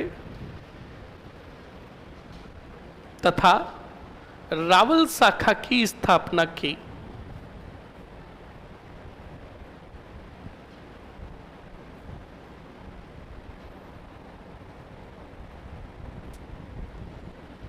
कौन से शाखा की? रावल शाखा की स्थापना की। किसने? अरे बोलो। तो ध्यान रखना, मेवाड़ के गुहिल वंश की एक रावल शाखा नेपाल में भी चली और चलाई किसने? कुंभकर्ण ने। किसने? इस बात को अच्छे से ध्यान रखें। कंप्लीट ना? नेक्स्ट आगे बढ़ो स्टूडेंट। लिख लिया? हेडिंग डालो आगे। पहले रुको, समर सिंह की उपाधियां लिखो। समर सिंह की उपाधियां, और उपाधियों में नंबर फर्स्ट उपाधि लिखो। नंबर फर्स्ट उपाधि लिखो, शत्रुओं की शक्ति का अपहर्ता। शत्रुओं की शक्ति का अपहर्ता। इन्हें क्या कहा गया? शत्रुओं की शक्ति का अपहर्ता। लिख लिया? सेकंड लिखो, सिंह के सदृश, सिंह के सदृश दिखने वाला, दिखने वाला ऑब्लिक करके लड़ने वाला, सिंह के सदृश दिखने वाला ऑब्लिक करके लड़ने वाला। लिख लिया? ओके, नेक्स्ट आगे बढ़ो स्टूडेंट। अब लिखो, आगे हेडिंग डाल दो रावल रतन सिंह।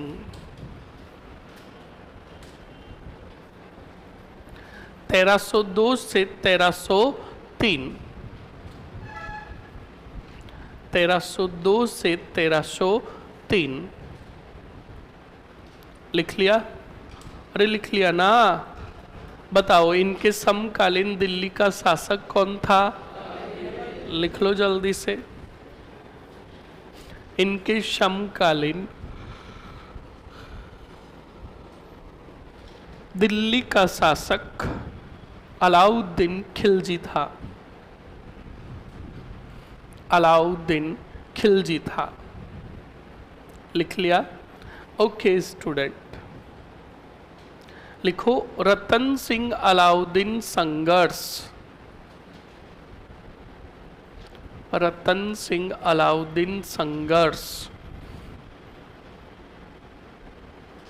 लिख लिया? लिखो कारण। कारण, और कारण में लिखो नंबर फर्स्ट कारण, लिखो समर सिंह ने अलाउद्दीन की सेना से क्या वसूला? कर वसूला।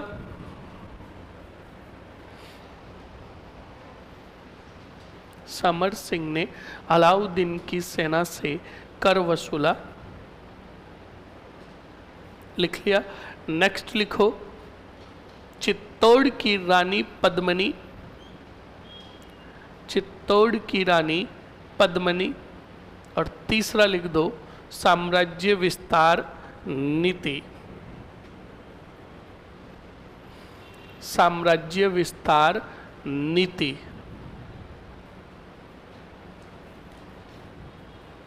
लिख दिया?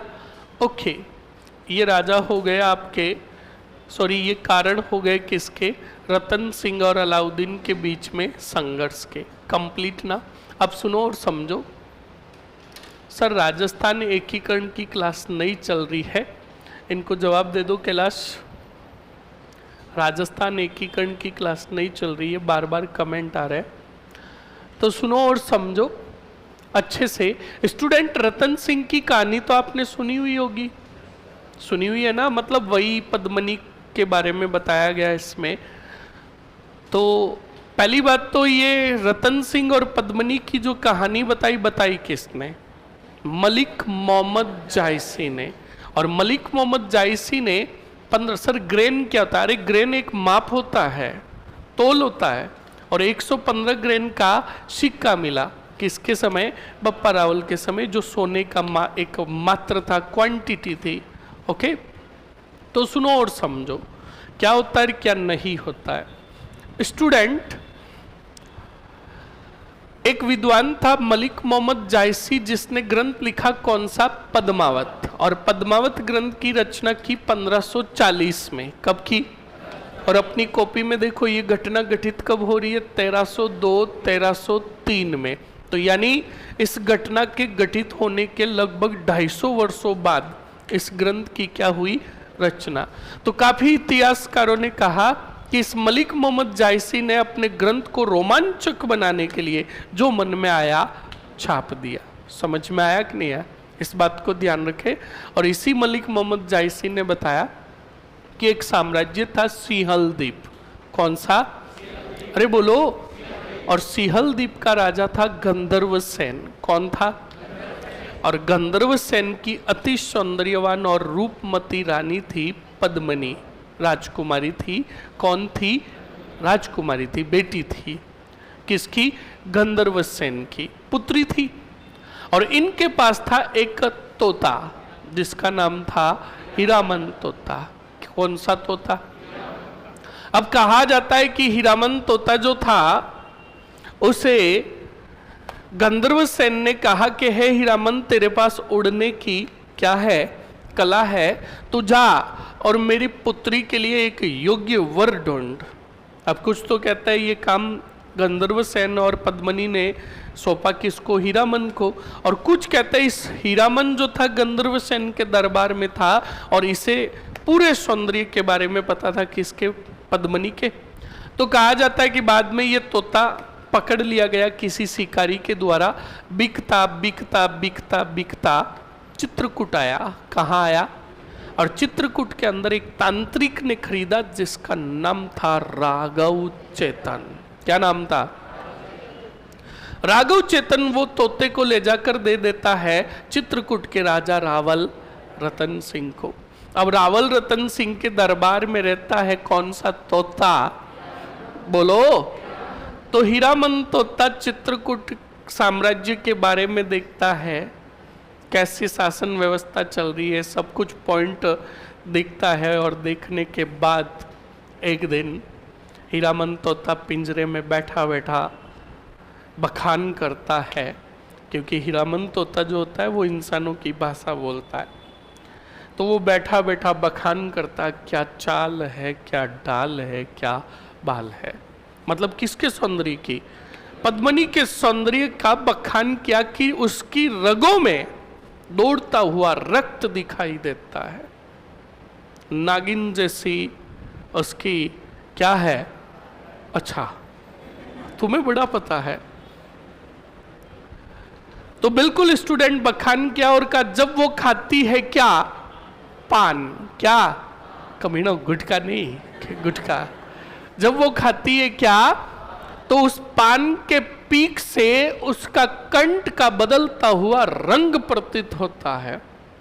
जब सौंदर्य का ऐसे बखान कर रहा था कौन, हीरामन था, तो अच्छे से सुन रहा था कौन।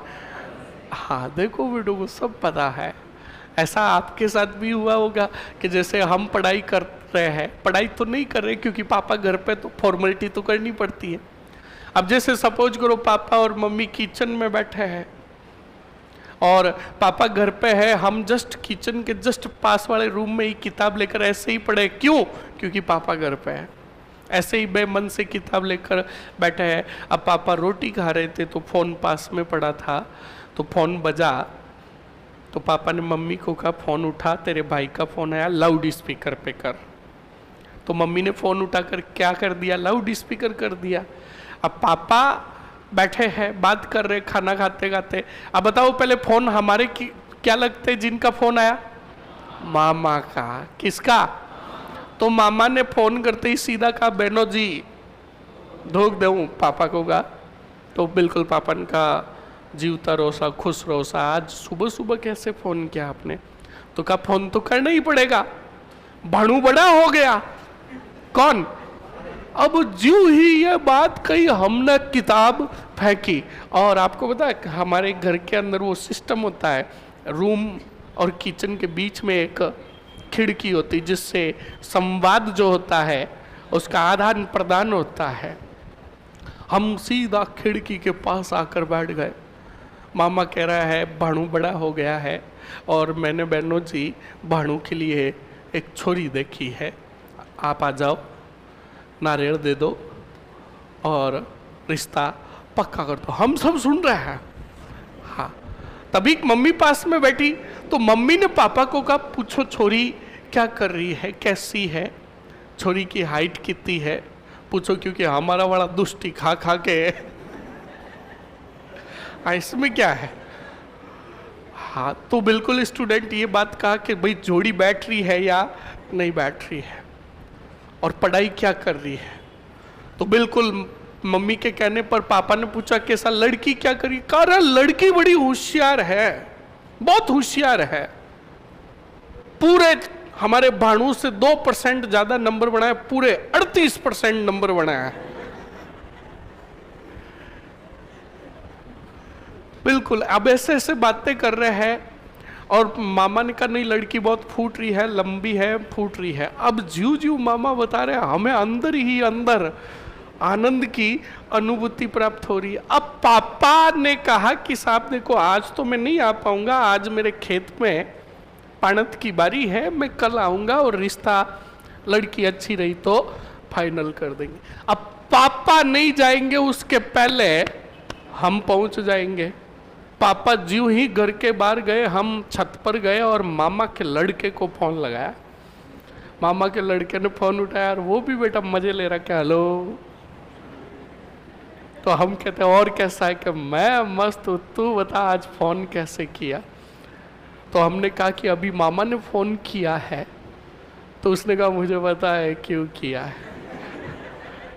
तो फिर हम कहते हैं यार भाई कोई नंबर वंबर टाँच के देना यार, कोई आईडी फाईडी। तो वो वापस कहता है कि अभी तो फिलहाल मेरे पास आईडी फाईडी नंबर वंबर नहीं है, शाम तक जुगाड़ करके देता हूँ। शाम तक वो बेटा आईडी भेज देता है इंस्टा फेसबुक की। हम सीधा जाकर इंस्टा पे कहता है हे। अब देखो परसेंटेज देखो, इधर 36, उधर से मैसेज आया हु आर यू। अब इतनी इंग्लिश आती नहीं है तो क्योंकि 36% है, उसने हु आर यू को कॉपी किया, गूगल पे गया और लिखा और कहा इसका मतलब क्या होता है। तो उसे पता चला कि इसका मतलब होता है तुम कौन हो। तो उसने वापस जाकर हिंदी, इंग्लिश और राजस्थानी कॉम्बो में जवाब दिया, आई एम होने वाला तेरा भिंद। तो उधर से वापस जवाब आया कैसे?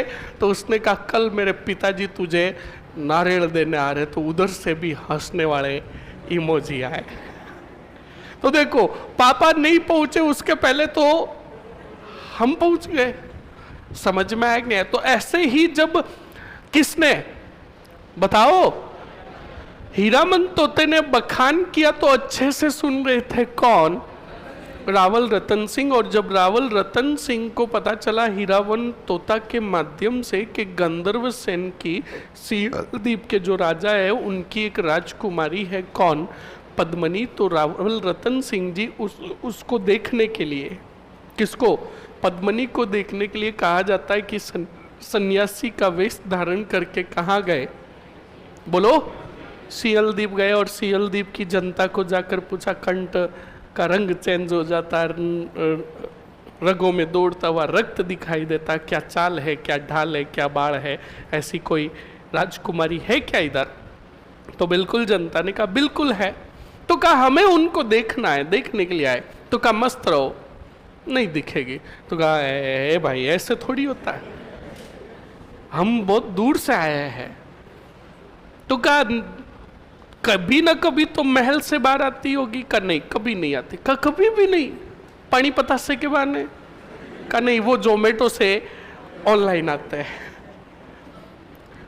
तो स्टूडेंट्स तो कब ऐसे थोड़ी होता, कभी ना कभी। तो कहा कि हाँ कभी कभी राजकुमारी का मन होता है तो वो एक बगीचे में घूमने जरूर सुबह सुबह आती है। रावल रतन सिंह जी वहां से भागे, पूछा कहाँ जा रहे हो? कहा बगीचे में। अब बगीचे में आकर बैठ गए कौन? बोलो।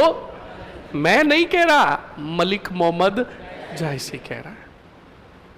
मलिक मोहम्मद जायसी कहता है उस बगीचे में बैठे बैठे रतन सिंह ने काफी 9 वर्षों तक इंतजार किया। कितने? अब सुनो, इस मलिक मोहम्मद जायसी को दूसरे विद्वानों ने कहा ए भाई ये इनका शासनकाल देख ले तू पहले, 1 साल का तू कह रहा है 9 साल तक। तो फिर मलिक मोहम्मद जायसी के समर्थक विद्वानों ने उनको कहा, विरोधियों को कहा क्या पता ये राजा बनने के पहले हुआ। तो कहा कोई बात नहीं, आगे बखान करो, हम जांप लेंगे।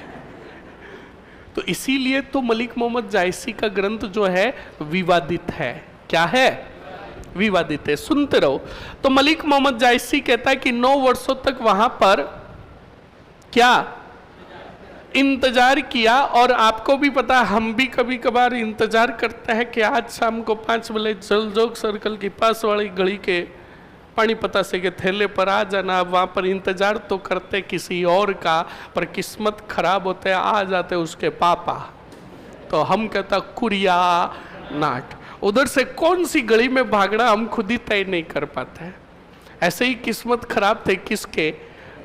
रतन सिंह के। इतिहासकार कहता है कि यहाँ पर पद्मनी तो नहीं आई, एक दिन सुबह सुबह मॉर्निंग वॉक पे आ गए कौन? गंधर्व सेन। कौन? गंधर्व सेन की वही बगीचे के अंदर नजर पड़ी किस पर? रतन सिंह पर। रतन सिंह युवा अवस्था के, भुजबल उनका देखा, पर उसी भुजबल और उसी युवा अवस्था में उनको कौन से वेश में देखा? गंधर्व सेन पहचान गए कि दाढ़ में कुछ न कुछ तो काढ़ा है। रतन सिंह को सीधा लेकर गए दरबार और सीधा गंधर्व सेन ने कहा सीधा बताओ तुम कौन हो? तो बिल्कुल बाद में रतन सिंह ने कहा हम चित्रकूट साम्राज्य के राजा रावल रतन सिंह है। तो कहा ये सन्यासी के वेश में आने का रीजन क्या है? तो कहा एक फड़फड़ करता आया था हीरामन तोता, उसने कहा क्या चाल है, क्या ढाल है, क्या बाल है, बखान किया था उसने। तो बिल्कुल पता चल गया गंधर्व सेन को कि ये बात कर रहे हैं किसकी? पद्मनी की। तो बिल्कुल स्टूडेंट्स, गंधर्व सेन ने बाद में अपनी पुत्री का विवाह किया किसके साथ? रावल रतन सिंह के साथ। एक बात ध्यान रखना स्टूडेंट, अभी कह रहा हूं, पिता को अपने पुत्र की चिंता कभी भी नहीं होती है, कभी भी नहीं होती। होती है तो बहुत कम होती है। पिता को हमेशा चिंता रहती है अपनी पुत्री की। पुत्री की चिंता याद रखना सिर्फ शादी तक ही नहीं रहती है, शादी के बाद भी रहती है। और लड़कियों का जन्म सिर्फ एक ही जन्म नहीं होता है स्टूडेंट, इनके 2 जन्म होते हैं। 2 जन्म का मतलब समझे, एक पिता का घर और एक पति का घर, नई जिंदगी है ना। तो पिता को हर वक्त चिंता रहती है कि उसके दूसरे जीवन में, जिंदगी में उसका जीवन कैसे गुजरेगा। ये एक पिता ही सोच सकता है, बिल्कुल फैक्ट है स्टूडेंट। तो सुनना और समझना, जब पद्मिनी का विवाह किया तो गंधर्व सेन ने सोचा कि मेरी पुत्री चित्रकूट जाएगी, जो इतना कोसों दूर है, काफी दूर है, समुद्र दूर है। उधर क्या पता रतन सिंह ने कल मेरी पुत्री को मतलब दुख दिए तो मुझे कैसे पता चलेगा, तो मैं अपनी पुत्री के लिए 2 बॉडीगार्ड भेजूंगा, गोरा और बादल। किसको? तो गोरा और बादल भी साथ में आए, किसके? पद्मिनी के। अब बिल्कुल रावल रतन सिंह जी उपहार वगैरह सब कुछ लेकर पद्मिनी को लेकर कहाँ पहुँचे? चित्रकूट। जिस जिस साम्राज्य से गुजर रहे थे, कौन? रावल रतन सिंह और पद्मिनी। हर एक साम्राज्य में पद्मिनी के सौंदर्य की चर्चा हो रही थी। चित्रकूट पहुंचे, आसपास के साम्राज्यों में और पता चला। तो स्टूडेंट बिल्कुल याद रखिएगा, आसपास की जनता, लोग देखने आते किसको? पद्मिनी को। एक दफे एक भीड़ देखकर जा रही थी और सौंदर्य का बखान कर रही थी, तभी रास्ते में बैठा वही तांत्रिक, कौन? राघव चेतन को पता चला पद्मिनी के बारे में, तो वो आया चित्रकूट साम्राज्य में। उसने जब पद्मिनी की सौंदर्यता को देखा तो वो तांत्रिक था। उसके मन में ये लालसा उठी कि क्यों नहीं पद्मिनी को मैं प्राप्त करूं, और पद्मिनी के विरुद्ध तांत्रिक विद्याएं करने लगा। ये बात पता चल गई किसको? पद्मिनी को। और पद्मिनी ने ये बात बताई किसको? बोलो। और रावल रतन सिंह ने सैनिकों को आदेश दिया कि राघव चेतन को पकड़कर हमारे दरबार में लाया जाए। कहा जाता है कि जब राघव चेतन को दरबार में लाया गया, रात्रि का समय था। रावल तो उसे मौत के घाट उतारने वाले थे, पर पद्मिनी ने रोक दिया कि एक साम्राज्य का राजा एक सन्यासी को मौत के घाट उतारे, ये साम्राज्य के लिए सही परिणाम नहीं है। तब रावल ने कहा कि ऐसे व्यक्ति को हमारे साम्राज्य में रहने का भी अधिकार नहीं है जिसे नारियों का सम्मान करना नहीं आता। समझ में आया कि नहीं आया? तो आप सुनो और समझो। रावल रतन सिंह ने उसी राघव चेतन को कहा कि सुबह की किरण के पहले पहले मेवाड़ छोड़कर चले जाना, हम तुम्हें देश निकाला देते हैं, और सूरज की किरण के साथ हमारे साम्राज्य में कहीं पर भी दिखे तो तुम्हारा सिर धड़ से अलग कर दिया जाएगा। और उस समय बदले की भावना आ गई किसमें?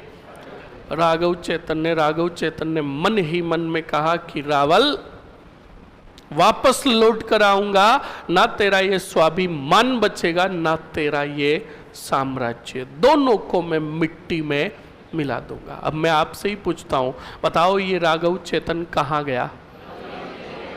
बोलो बोलो मरो। अलाउद्दीन खिलजी के पास बताओ कहाँ गया? बोलो।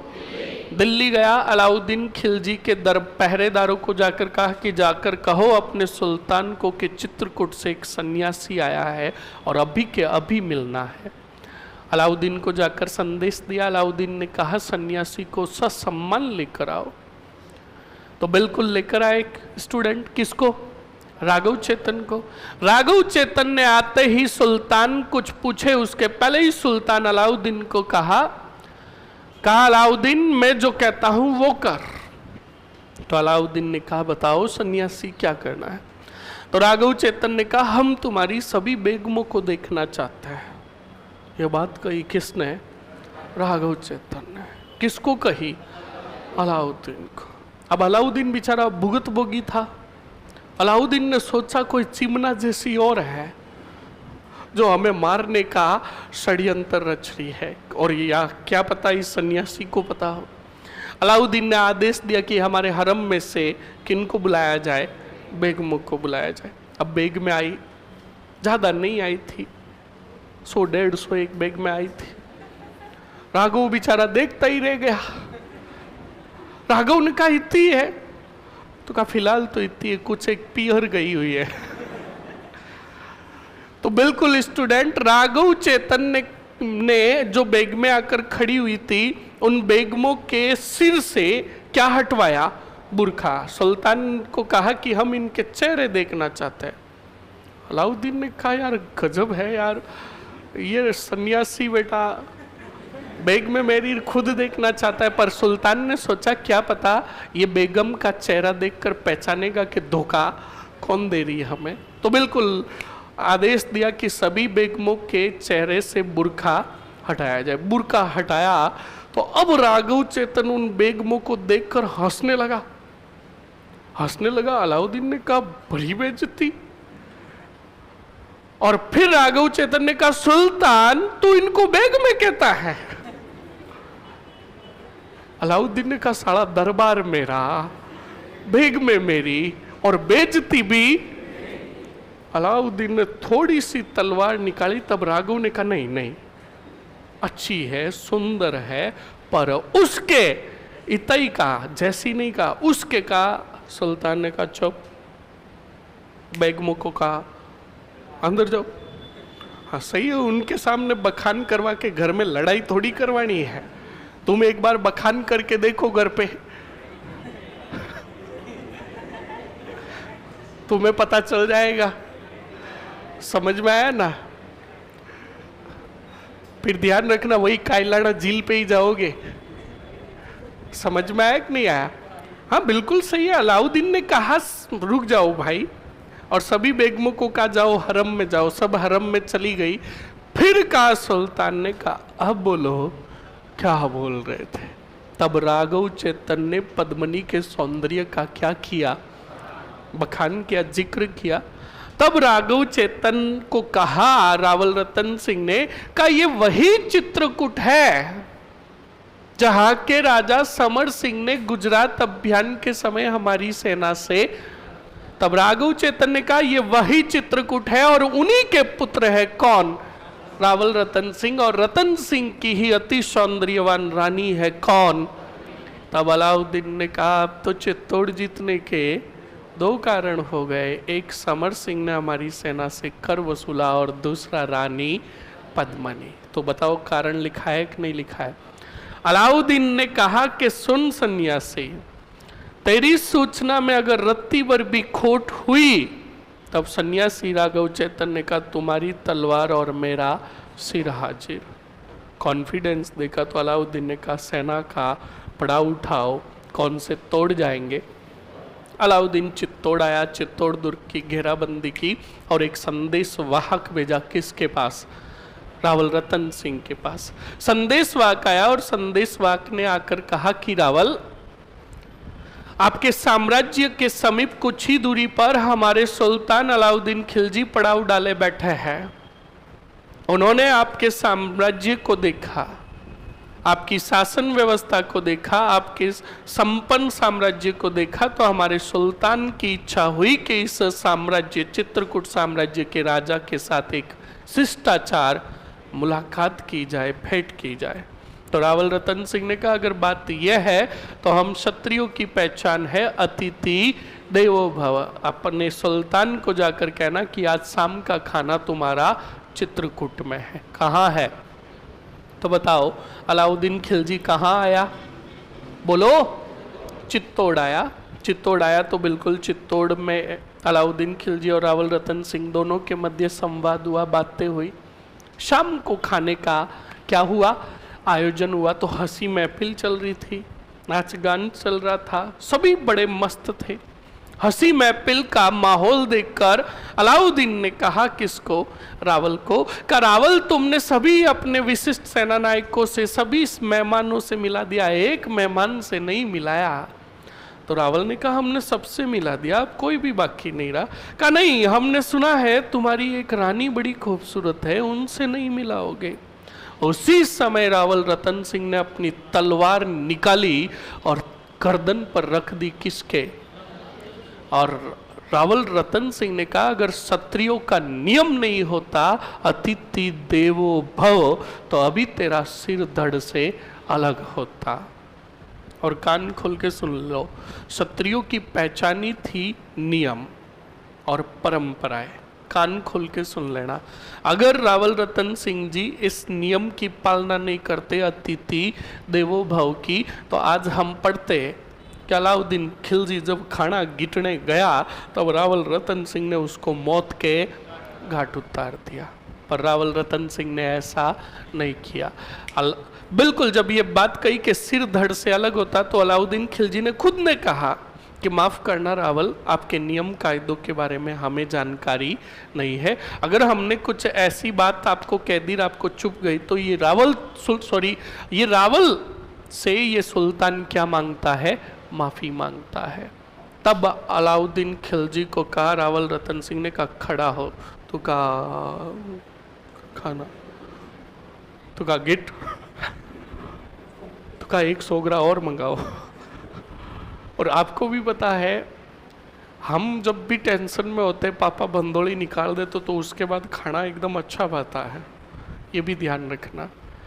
कोई आदमी प्रताड़ित होता है, कोई दुख होता है, वो दुख दूर हो जाता है या दुख का जिक्र किसी के साथ कर देता है, बाद में उसके सामने खाना रखा जाता है ना, बड़ा आराम से कंफर्टेबल तरीके से खाता है।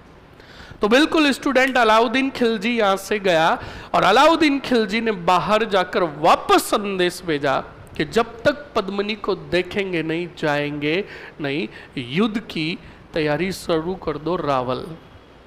अब स्टूडेंट, युद्ध की तैयारियां शुरू होने लगी। रावल रतन सिंह के चारों तरफ दुर्ग को घेर लिया। बताओ जल्दी से किसने? बोलो। हाँ, इस बात को ध्यान रखें। अब जब घेर लिया, दुर्ग में स्थिति बड़ी नाजुक बनी, रसद सामग्री की कमी हुई और चारों तरफ जब चित्तौड़ पर खतरा मंडरा रहा था, तो ये बात पद्मिनी को पता चली। तब पद्मिनी ने कहा रावल रतन सिंह को कि ऐसी सौंदर्यता को मैं 1000 बार न्यूछावर करने को तैयार हूँ, अगर मेरा साम्राज्य बचता है तो। बुलाओ सुल्तान को, हम दिखने के लिए तैयार है।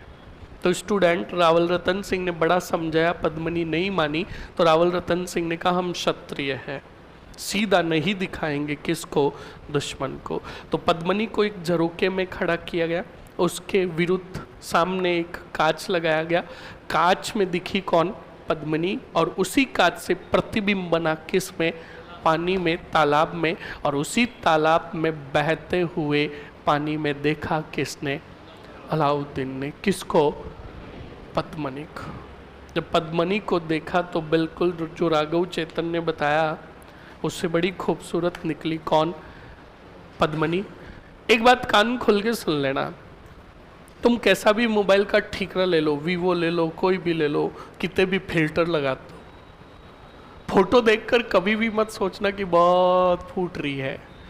तुम अपना वास्तविकता से रूप देखना चाहते हो तो अपना आधार कार्ड देख लेना, तुम खुद डर जाओगे कि ये फोटो मेरी है क्या।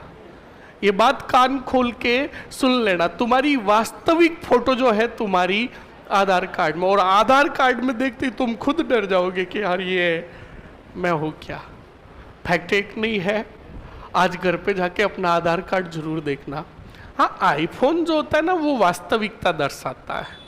आईफोन एक ही बात कहता है, जैसा तुम्हारा थोबड़ा है, जैसा तुम्हारा रंग है, मैं वैसा ही दिखाऊंगा।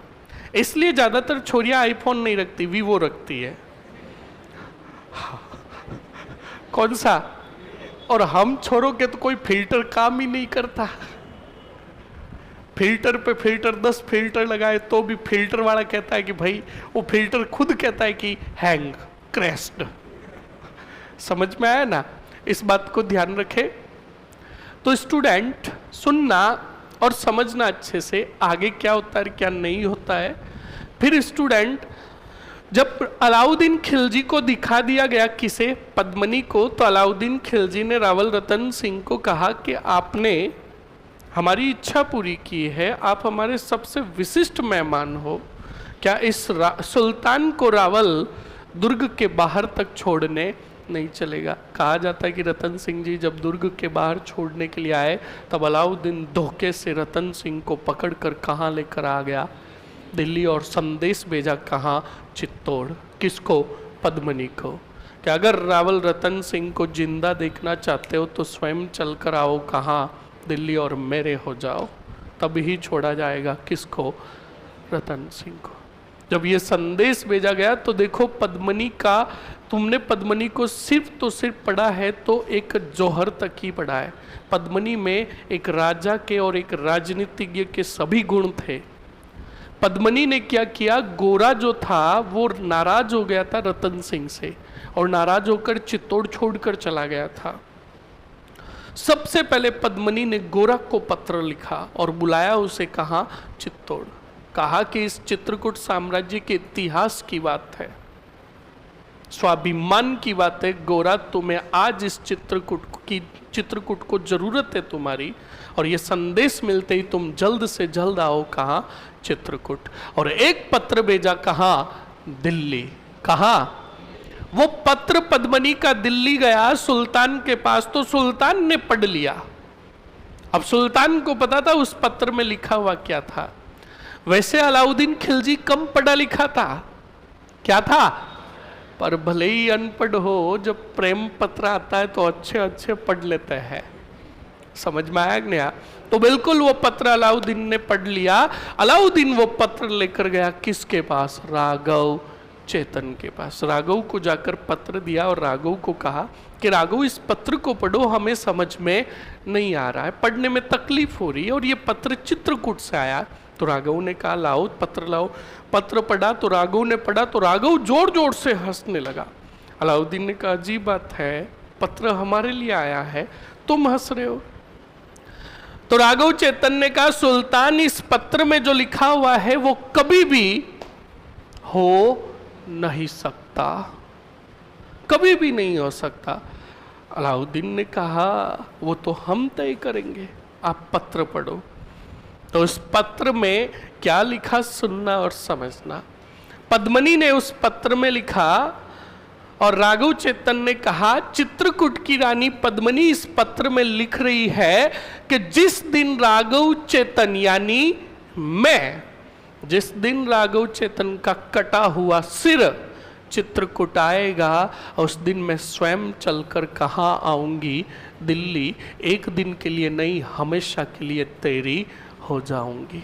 ये पत्र संदेश दिया, बोलो किसने, राघव चेतन ने किसको सुनाया। तो अब जोर जोर से हंसने लगा, कौन, अलाउद्दीन। और अलाउद्दीन हंसा और राघव चेतन के कंधे पर क्या रखा, हाथ रखा, और राघव को कहा एक बात बता राघव। कहा क्या, कि पद्मनी बड़ी भोली है। तो कहा क्यों सुल्तान, का बड़ी छोटी डिमांड की है, अगर वो हमारी रानी बेगमों के सभी सिर मांगती तो हम हंसते हंसते काट देते। तू कौन से खेत की मूली है। भोगना उड़ा दिया किसका, और सिर भेज दिया कहाँ, अरे बोलो। तो बताओ पद्मनी राजनीतिज्ञ में निपुण ठीक नहीं थी। जिसने साम्राज्य के साथ गद्दारी की उसको दुश्मन के हाथों से ही मौत के घाट उतरवाया। बोलो समझ में आया कि नहीं आया? चुपचाप लिखो पिछली वाली कहानी। अच्छा टाइम हो गया बेटे, टाइम पे ध्यान रखते हैं। अच्छो बनिए, आज देखना चाह। ओके, पिछला वाला पढ़ेंगे कल।